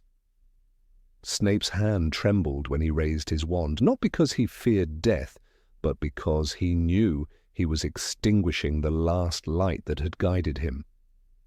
He would have to live afterward in shadow, despised by those he secretly protected. And when his own end came in the shrieking shack, the world still saw him as the villain. Only Harry's discovery of the truth transformed that image into something sacred. The most striking part of Dumbledore's final request is that it was never written down, never spoken to anyone else. It was a secret carried by Snape alone. Even the Order of the Phoenix never knew. He could have refused. He could have let Draco fail and allowed Voldemort to finish what the curse had begun. But Snape chose the harder path. In doing so, he became the invisible foundation upon which victory was built. As Dumbledore had foreseen, Voldemort's trust in Snape would lead him to underestimate the loyalty that still bound the man's heart to Lily's memory. When we look back at that fateful moment on the tower, the scene transforms entirely. The pleading words Dumbledore spoke, "Severus, please," were not a cry for mercy.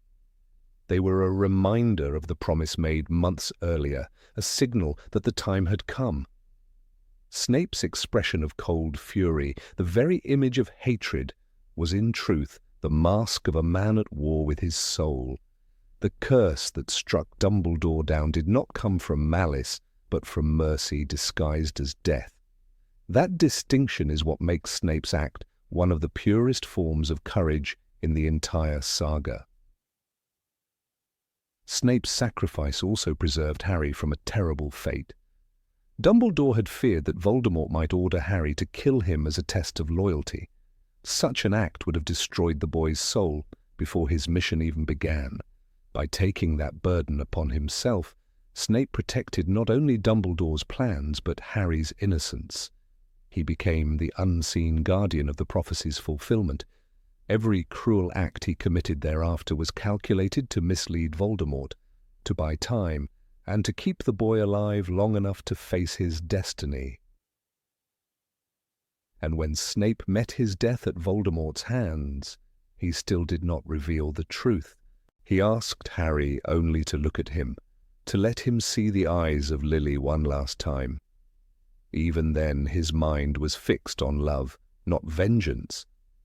His memories, the final gift he offered, became the revelation that completed Dumbledore's design. Through them, Harry saw the truth, that every step of the path had been paved by Snape's quiet endurance, by his ability to do what others could not. The tragedy of Snape is that he was both the villain and the saviour of the same story. His good deed, hidden behind a killing curse, was so immense that it erased the line between loyalty and despair. The world condemned him for what he did, but Dumbledore understood, and perhaps that is why the portrait of the old headmaster smiled in the final book when Harry told his son that he had named him after 2 headmasters of Hogwarts, one of them the bravest man he ever knew. Every time the story of Dumbledore's death is told, the image of Snape standing above him remains the most haunting symbol in the series. It is the moment when morality turns inside out, when murder becomes mercy, and when love is expressed through the cruelest act imaginable. Dumbledore's last request stripped away every illusion, forcing Snape to confront the deepest truth of all, that real goodness often goes unseen, and that sometimes, to serve the light, one must walk through the heart of darkness. Number 21, the letter no one was supposed to see. In the dusty quiet of Spinner's End, where the curtains never parted and sunlight was only a rumour, Severus Snape sat at a narrow desk surrounded by remnants of a life he never had. Among the bottles, parchments, and dried herbs lay something that did not belong in a dungeon: a torn letter, edges browned with age and touched by fire. It was Lily Evans's handwriting, bright, looping, alive. It was the one good thing he had ever allowed himself to keep, though he pretended even to himself that it was nothing more than paper. The truth was that half-burnt letter was a fragment of his soul, the only piece he could not bury beneath years of bitterness and duty. The books never lingered long on Snape's private world. Readers met him through anger and sarcasm, through the eyes of a boy who could not possibly know the depth of his grief. But buried within the half-blood prince lies a heartbreaking revelation. Harry discovers among Snape's belongings a letter from his mother. Half of it is missing, carefully cut away, the part that carried Lily's closing words, "With love, Lily." The rest speaks of ordinary things: a baby's birthday, gifts from friends, and James's mischief. To anyone else it would seem mundane, but Snape had held on to it as though it were the last surviving artifact of something sacred. He had burned the edges, though no one knows why. Perhaps to hide his theft. Perhaps because he could not bear to see the whole of it. The letter was addressed to Sirius Black, the friend who had always despised him, and Snape's fingers must have trembled as he read it for the first time. In keeping that letter, he committed both a crime of memory and a miracle of loyalty. He stole what was not meant for him, but he preserved a world that had long since turned to ash. It was his silent rebellion against the cruelty of fate. If he could not save Lily, he would at least save her words. Next to the letter lay a photograph. It showed Lily, radiant and laughing, holding the infant Harry in her arms. Behind her, James grinned with that same reckless joy that had once made Snape's blood boil. But in Snape's possession, James's image had been torn away. The photograph ended abruptly at Lily's shoulder. She smiled into emptiness, and that emptiness was all Snape could endure. It was a cruel, tender mutilation. One man's desperate attempt to erase his rival while clinging to the woman who had once defended him, once called him friend. When Harry finds the half-letter years later, he sees it differently. To him, it is a mystery. Proof that Snape, for all his coldness, had loved his mother more deeply than anyone had imagined. Rowling describes it with heartbreaking precision. The letter was torn as though it had been ripped hastily in two. The edge was singed. Beneath the words, "With love, Lily," was a dark stain, like a tear. It is one of the most haunting images in the entire saga. A tear that fell decades before, still visible, still unhealed. Snape's pain had scorched even parchment. That single tear mark becomes a symbol of everything Snape never said. He was not a man of confession or comfort. His love had been buried under oaths and secrets, but that letter, folded carefully and hidden away, was his truest prayer. It was as though he spoke to Lily every night through those faded lines. Harry's birthday. We had a lovely day. She wrote as if nothing terrible could ever happen, as if the war was a storm that would pass. Snape, reading it in silence, must have known that storm would take her life. And still he read it again and again, punishing himself with her happiness. The films, elegant and moving as they are, left out this quiet tragedy. We see Snape's memories of Lily and the brief flash of her laughter, her green eyes reflected in his tears. But we do not see what he chose to keep. The letter transforms him from a tragic hero into something more human. It shows a man who, despite bitterness and rage, was capable of tenderness so fierce it bordered on madness. He was not merely haunted by Lily, he lived with her ghost in the smallest details of his life. Every night, when he locked his door and shut the world away, she was still there, in ink and ash, in the whisper of parchment, when he unfolded the letter once more. That secret act of preservation was, in its way, a good deed. It was not grand or public. It did not save lives or win battles, but it saved something fragile, the memory of love itself. Snape guarded that letter as he later guarded Harry, for the same reason, because both were remnants of Lily. To destroy either would be to destroy what little remained of the person he had lost, his cruelty, his sharp tongue, his cold demeanor. All were walls to protect that sacred grief from the world's gaze. Imagine the moment when he first found the letter. Perhaps it lay among the ruins of Godric's Hollow, drifting in the wind that carried the smell of smoke and death. Perhaps it was charred already, half-burnt by the explosion that had taken her life. Snape could have turned away, left it there among the debris of a family he despised. But instead he reached down, his fingers shaking, and took it. Maybe he saw her handwriting and felt the world narrow to a single point of light. In that act, he did something neither Dumbledore nor Voldemort could ever understand. He saved not power, but memory. In the Deathly Hallows, Dumbledore tells Snape, "After all this time?" And Snape replies, "Always." It is that word, always, that gives the letter its meaning. Because always was not a promise, it was a habit of the soul. He had always kept her close even when she hated him, even when she was gone. The letter was his proof. For decades, while serving two masters, playing the spy and living on the edge of betrayal, Snape still found time to open that folded scrap of paper.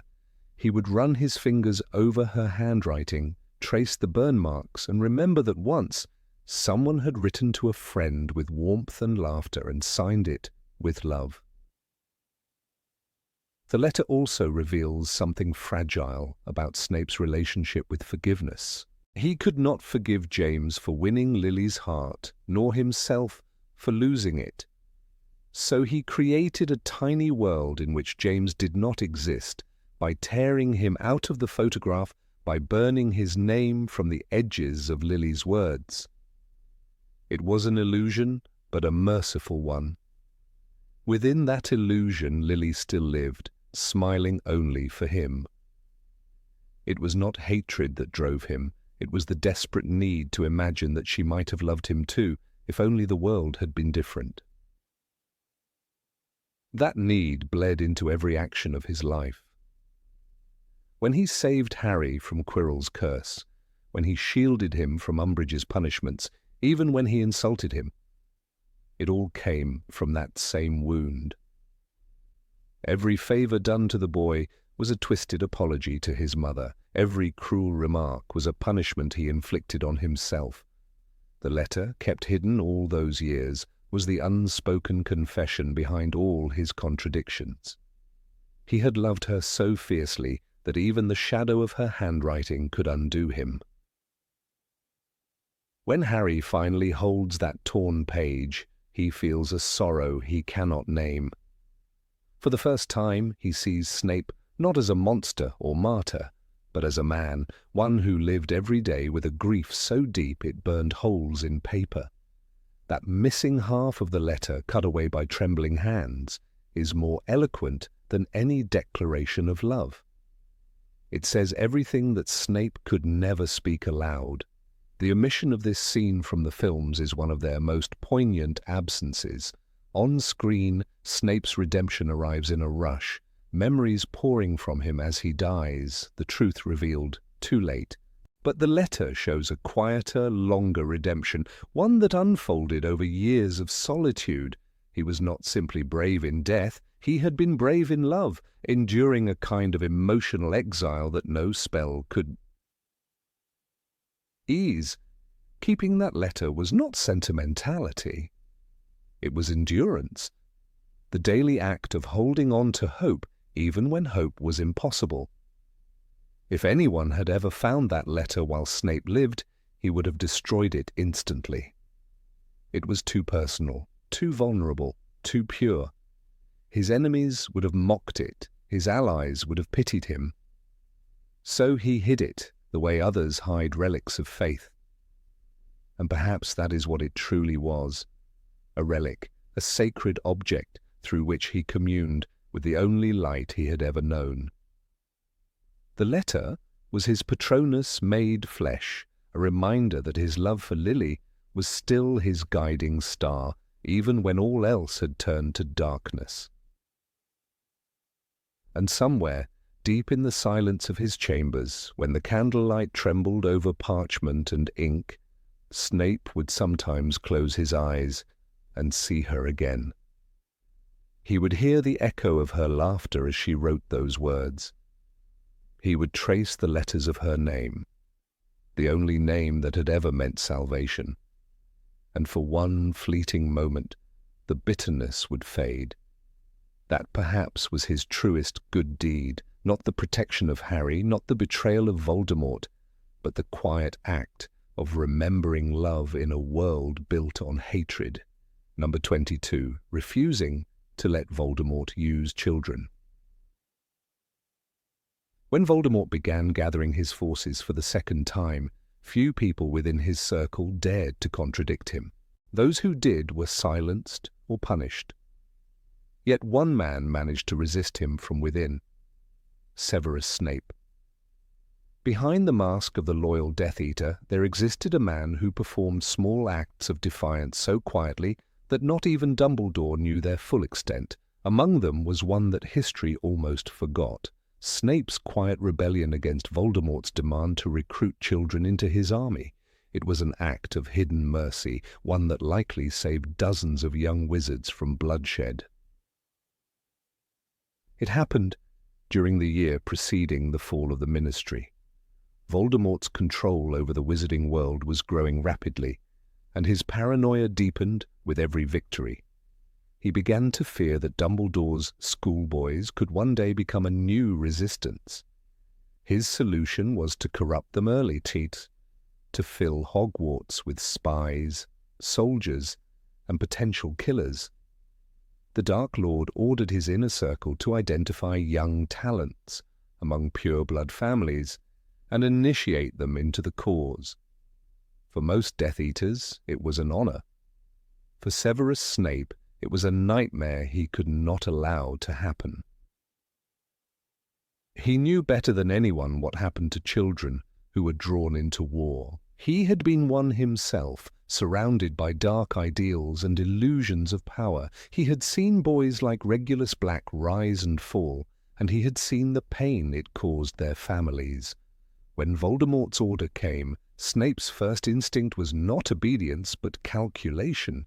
He needed to delay it, not openly, for that would be suicide, but cleverly, with words and logic Voldemort might respect. He told the Dark Lord that Hogwarts was not yet ready, that children's loyalty cannot be bought with fear.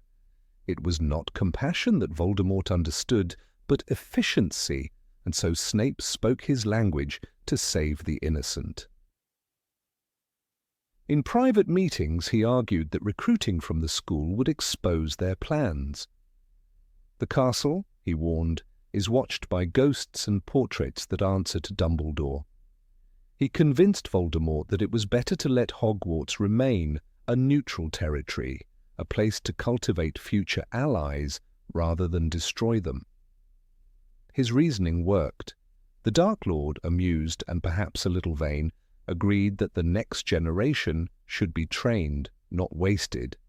And so, through deception, Snape bought time, months, even years, for dozens of students who might have been forced to take the dark mark.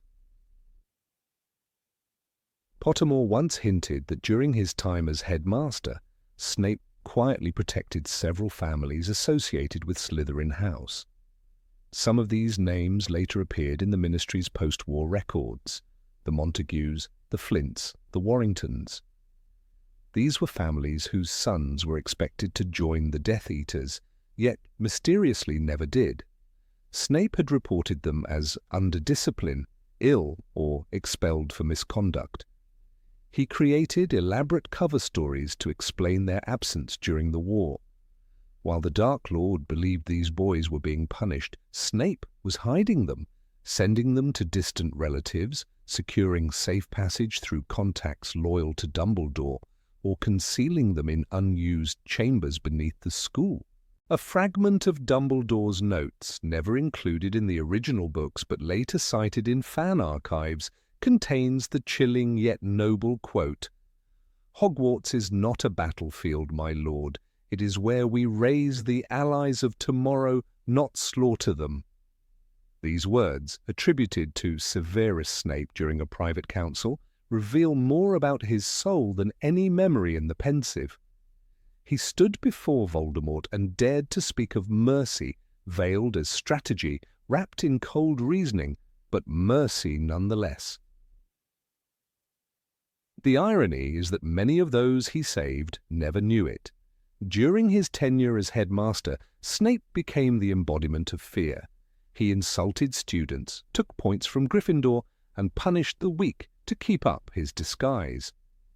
But behind closed doors, he arranged for medical leave for a boy who refused to serve the Carrows, forged detention lists to explain disappearances, and erased records that could expose families sympathetic to Muggleborns. His outward cruelty was a shield, his silence an act of resistance. It is easy to remember Snape as the man who tormented Harry. It is harder to imagine him as the man who refused to let other children die as soldiers. Some of the most credible whispers came from portraits within the castle. The portrait of Phineas Nigellus Black, who survived the war, later remarked in one of Rowling's early notes that the headmaster had an odd way of saving his own house by making them fear him more than the Dark Lord. That was Snape's brilliance. He made the young Slytherins believe that following Voldemort would displease him more than anything.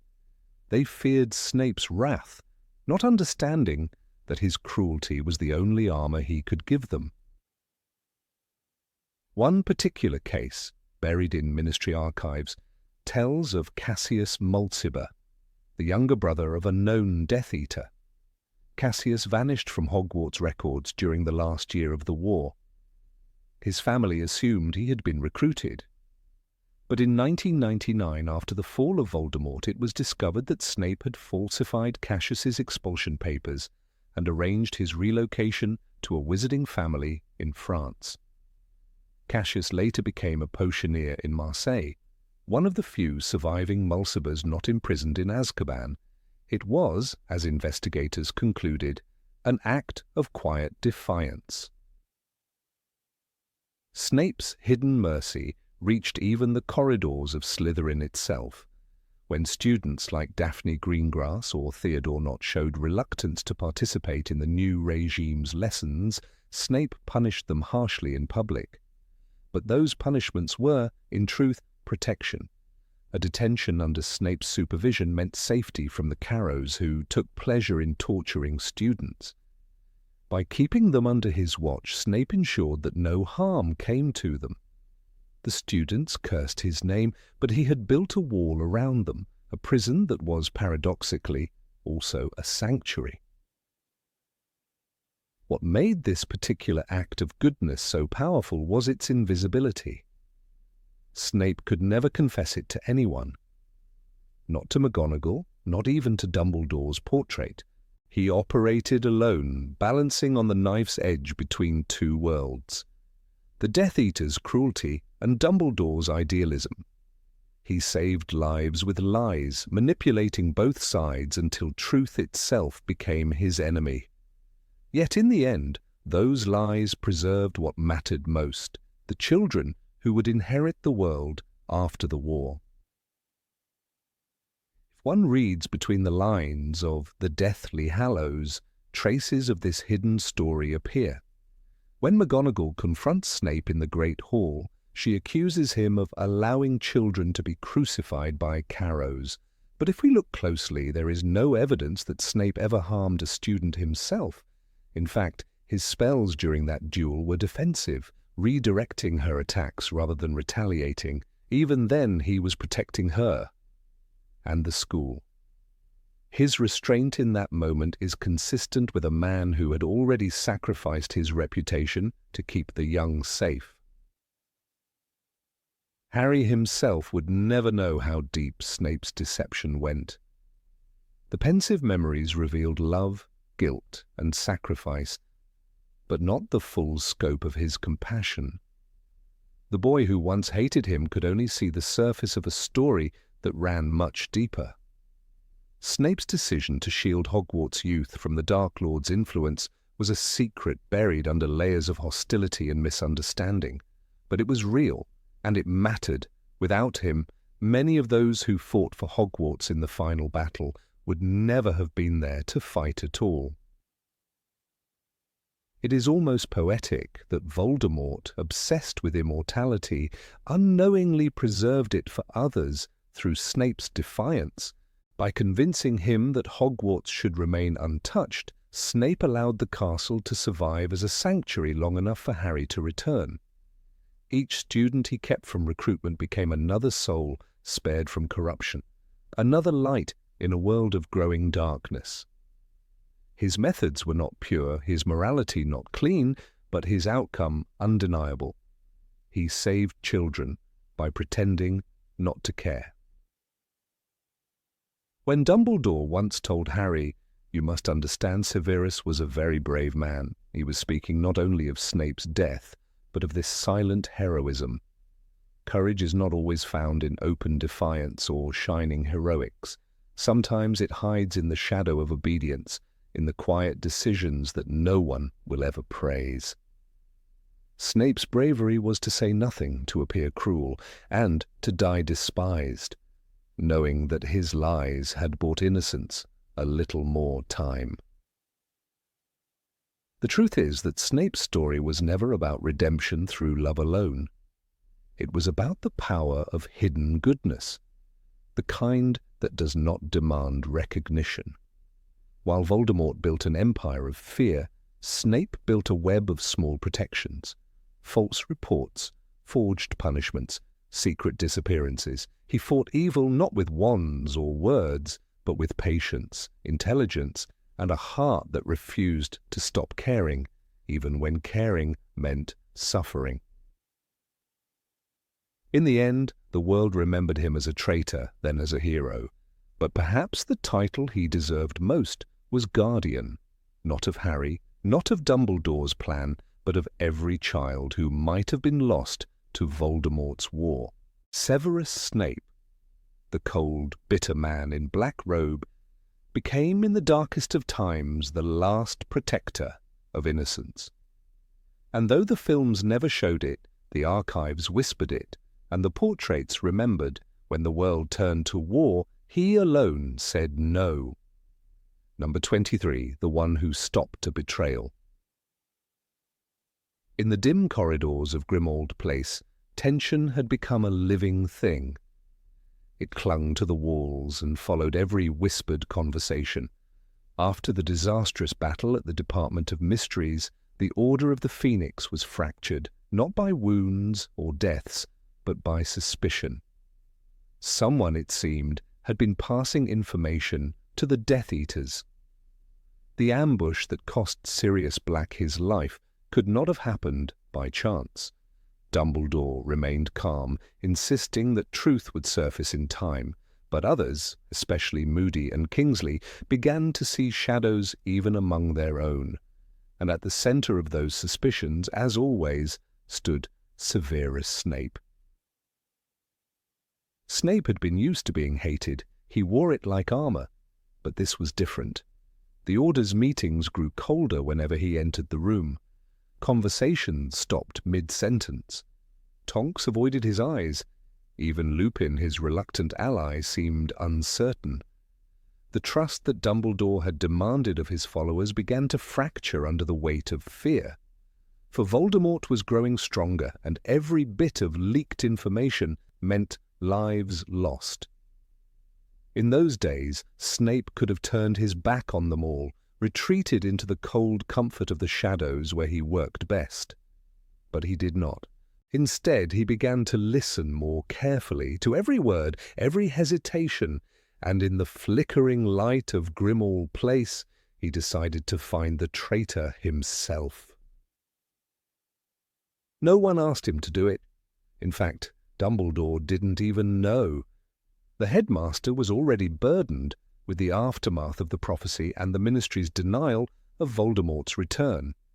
Snape understood that the fewer people involved, the better the chance of success. So he devised a test, a subtle, ruthless plan that only he could execute. During one meeting, while discussing the next safe house for a rescued family of Muggleborns, Snape casually mentioned a location personally approved by Dumbledore. The detail was small enough to sound real, but significant enough to tempt a spy. It was a trap set with precision, baited with the illusion of authority. The supposed safe house was a remote cottage in Somerset, known only to a handful of trusted members. Snape left the meeting as though nothing had happened, but in his mind he began to count the hours. The Death Eaters were quick to act when information was good. Within 2 days, word of a planned rescue mission reached their ranks. Snape knew this because the mark on his forearm burned faintly, a signal of Voldemort's summons. He ignored it.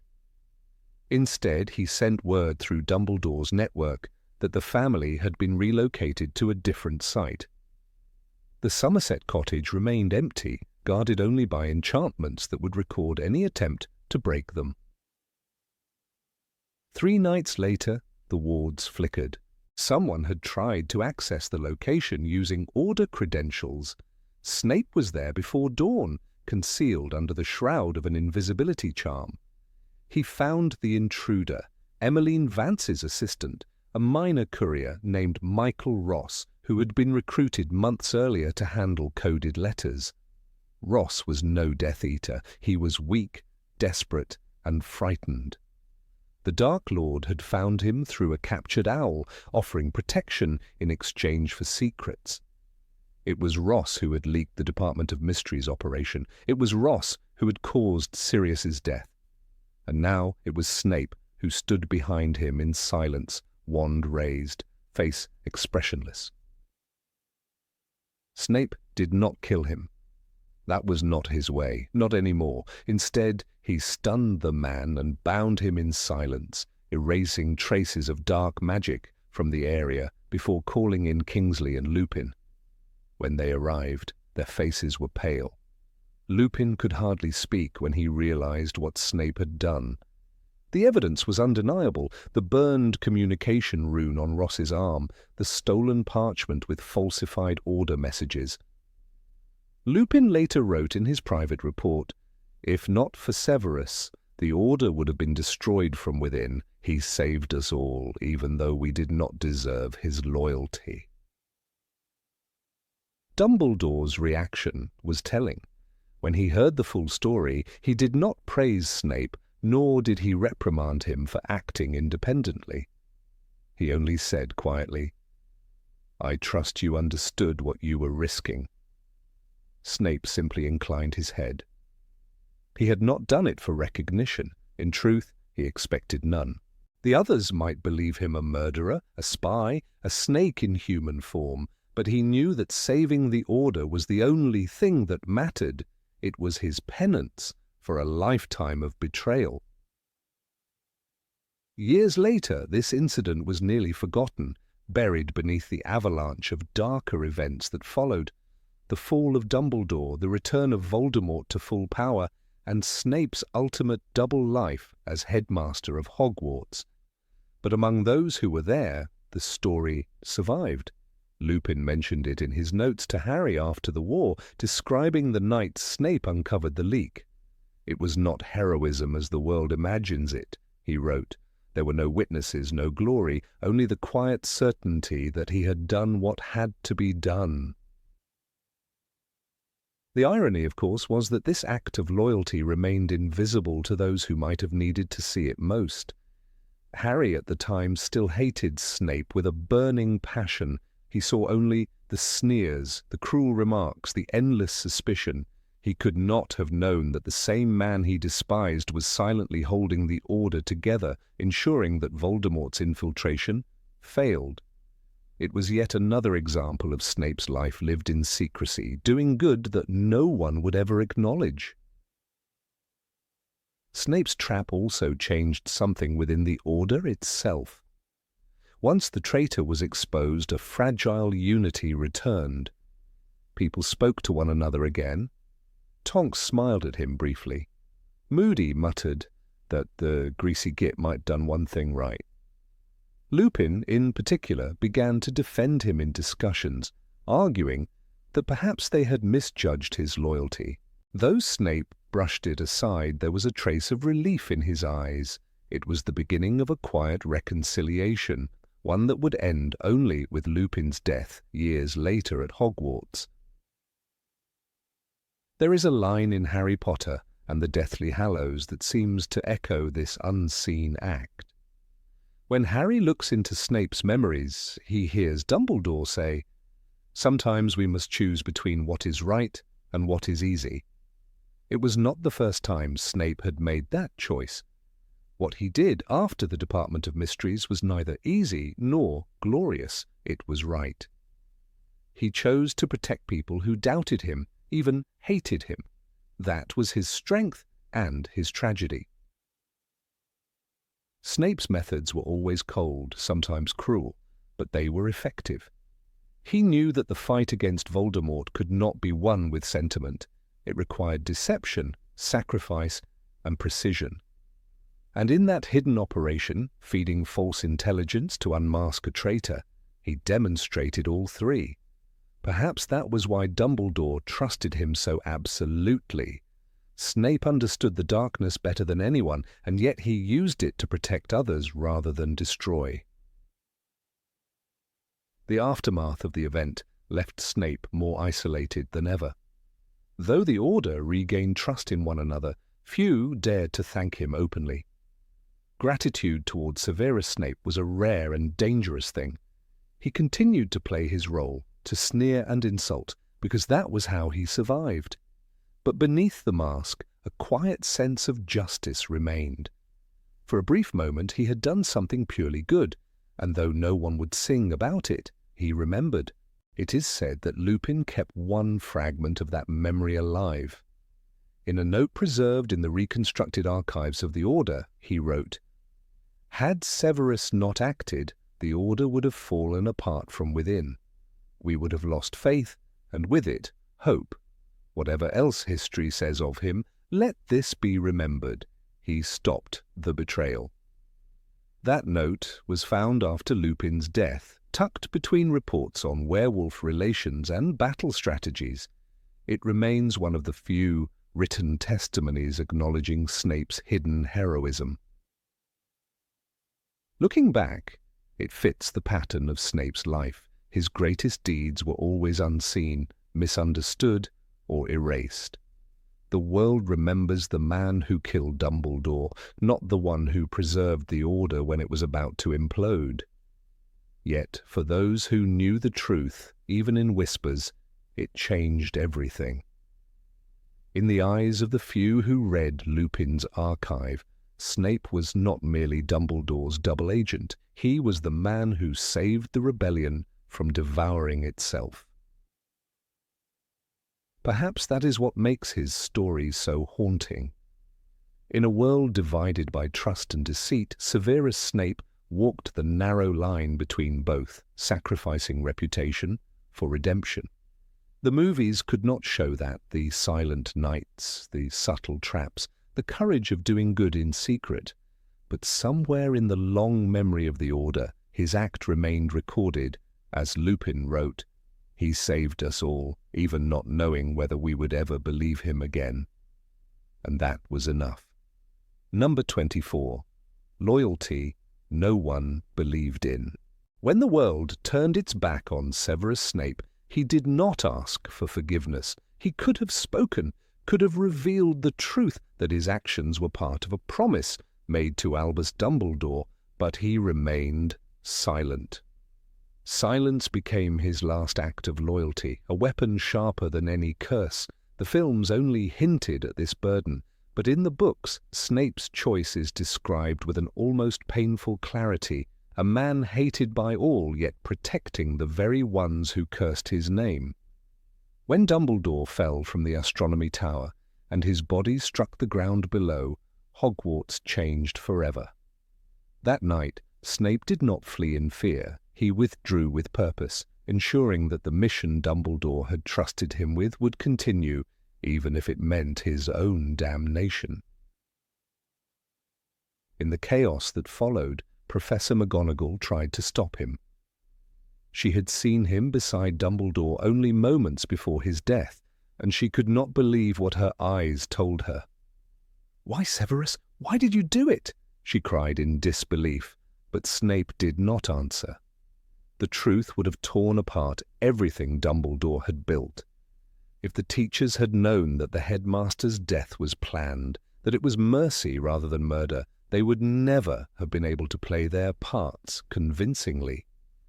Voldemort's spies watched every corner of Hogwarts, and a single misstep could have exposed the fragile plan that rested on one man's shoulders. So Snape kept his silence. He took the weight of that hatred and wore it like armor. McGonagall saw a traitor that night. The students saw a murderer. Even the Order of the Phoenix believed that Snape had crossed the final line. But behind the curtain of rage and fear, he was still acting under Dumbledore's final instruction. "You must kill me, Severus. That is the only way," Dumbledore had once said, his voice weak and old. Snape had begged him not to make such a request, but the headmaster had insisted. The curse that had been eating away at Dumbledore's hand would kill him soon regardless. The act had to look real. Voldemort had to believe that Snape was his most loyal follower. It was the only way to keep Harry Potter alive long enough to fulfill the prophecy. The night Dumbledore died was not the end of Snape's mission. It was the beginning of his greatest test. He became headmaster of Hogwarts, not out of ambition, but out of necessity. With the school under Death Eater control, Snape became the last thin line of defense between the students and true evil. The Carrows, Alecto, and Amicus reveled in cruelty, teaching dark curses and punishing dissenters with glee. Yet Snape, under the cover of darkness, worked to protect the children. He ordered that students who broke the rules be punished, but whenever he could, he diverted the worst of the torture away from them. He sent them to detention, to the hospital wing, to any place that would keep them alive. One night, Neville Longbottom, A boy who had once feared Snape more than anything became a rebel leader within the school. The Carrows wanted him dead. Snape refused. In the book Harry Potter and the Deathly Hallows, it is said that Neville had become a symbol of resistance. Snape, in his quiet way, ensured that symbols survived. When Luna Lovegood was captured and taken away, it was not Snape who betrayed her. He did everything in his power to delay the search, to create confusion among the Death Eaters. The movies simplified him into a cold observer, but the books show a man walking a knife's edge between two masters, Voldemort's trust and Dumbledore's will. His silence toward McGonagall was not born from pride. It was sacrifice. Every word he didn't say was another moment gained for Harry, another illusion maintained for Voldemort. Snape knew that truth, once revealed, would unravel everything. "Because I must," he whispered, when she demanded an answer. That line, brief and understated, carries the full weight of his torment. He had to become the villain so that the real heroes could win. His story is not about redemption earned through praise, but redemption bought through suffering. When the Battle of Hogwarts began, Snape's loyalty was already written in invisible ink across every wall of the castle. He moved through the corridors like a ghost, issuing orders, pretending allegiance to Voldemort, while quietly warning the defenders. Even then, he never spoke of his true motives. The students still feared him, the professors still cursed his name. But within those stone walls there were subtle acts of protection. Secret orders that kept children alive, spells cast to seal corridors that would have led Death Eaters straight to the younger students. The films never show how Snape's final days at Hogwarts were filled with restraint rather than rage. He walked among his enemies, pretending to command them while trying to shield them from the worst. In the book, it is said that Dumbledore had trusted Snape completely, and even after his death, that trust was not misplaced. "You have kept him alive so that he can die at the proper moment," Voldemort sneered later. But that was exactly what Snape had done, ensuring that Harry would be ready when the time came. Snape's decision not to justify himself was more than pride. It was strategy. If he had spoken, if he had tried to defend his actions, Voldemort's entire network would have collapsed onto him. The Death Eaters would have seen through the illusion. The Order would have refused to believe him. He would have stood alone, a man stripped of both sides' trust. Instead, he chose silence. Silence was his shield. Silence was his final oath to Dumbledore. There were witnesses who could have defended him. Hagrid had seen part of what had happened that night on the astronomy tower. He could have testified that Snape's face had been pale, almost anguished, before casting the fatal curse. But Snape never reached out. To involve anyone else would have risked their lives.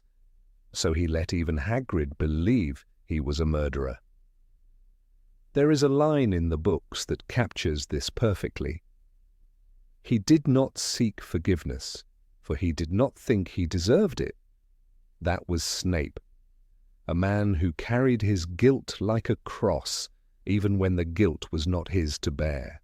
His loyalty was not rewarded in life.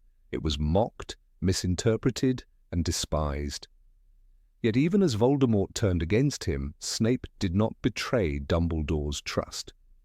When he realized that Voldemort had misinterpreted the Elder Wand's allegiance, Snape did not plead for mercy. He asked only for one thing: to look into Harry's eyes. In that moment, his silence broke, not in defense of himself, but in memory of Lily. "Look at me," he whispered. Those words were not for forgiveness. They were for love, the one thing he had protected even from death. The goodness of Severus Snape was hidden in plain sight. His every cruel word in the classroom, his every sneer, was a mask. Dumbledore had once said, "Sometimes we must choose between what is right and what is easy." Snape's choice was neither easy nor right in the world's eyes, but it was necessary. He chose to be hated so that others could be free. He chose a reputation of darkness to ensure that light would survive. The films gave us glimpses of that truth, but the books gave us the full measure of his humanity, a man broken but steadfast,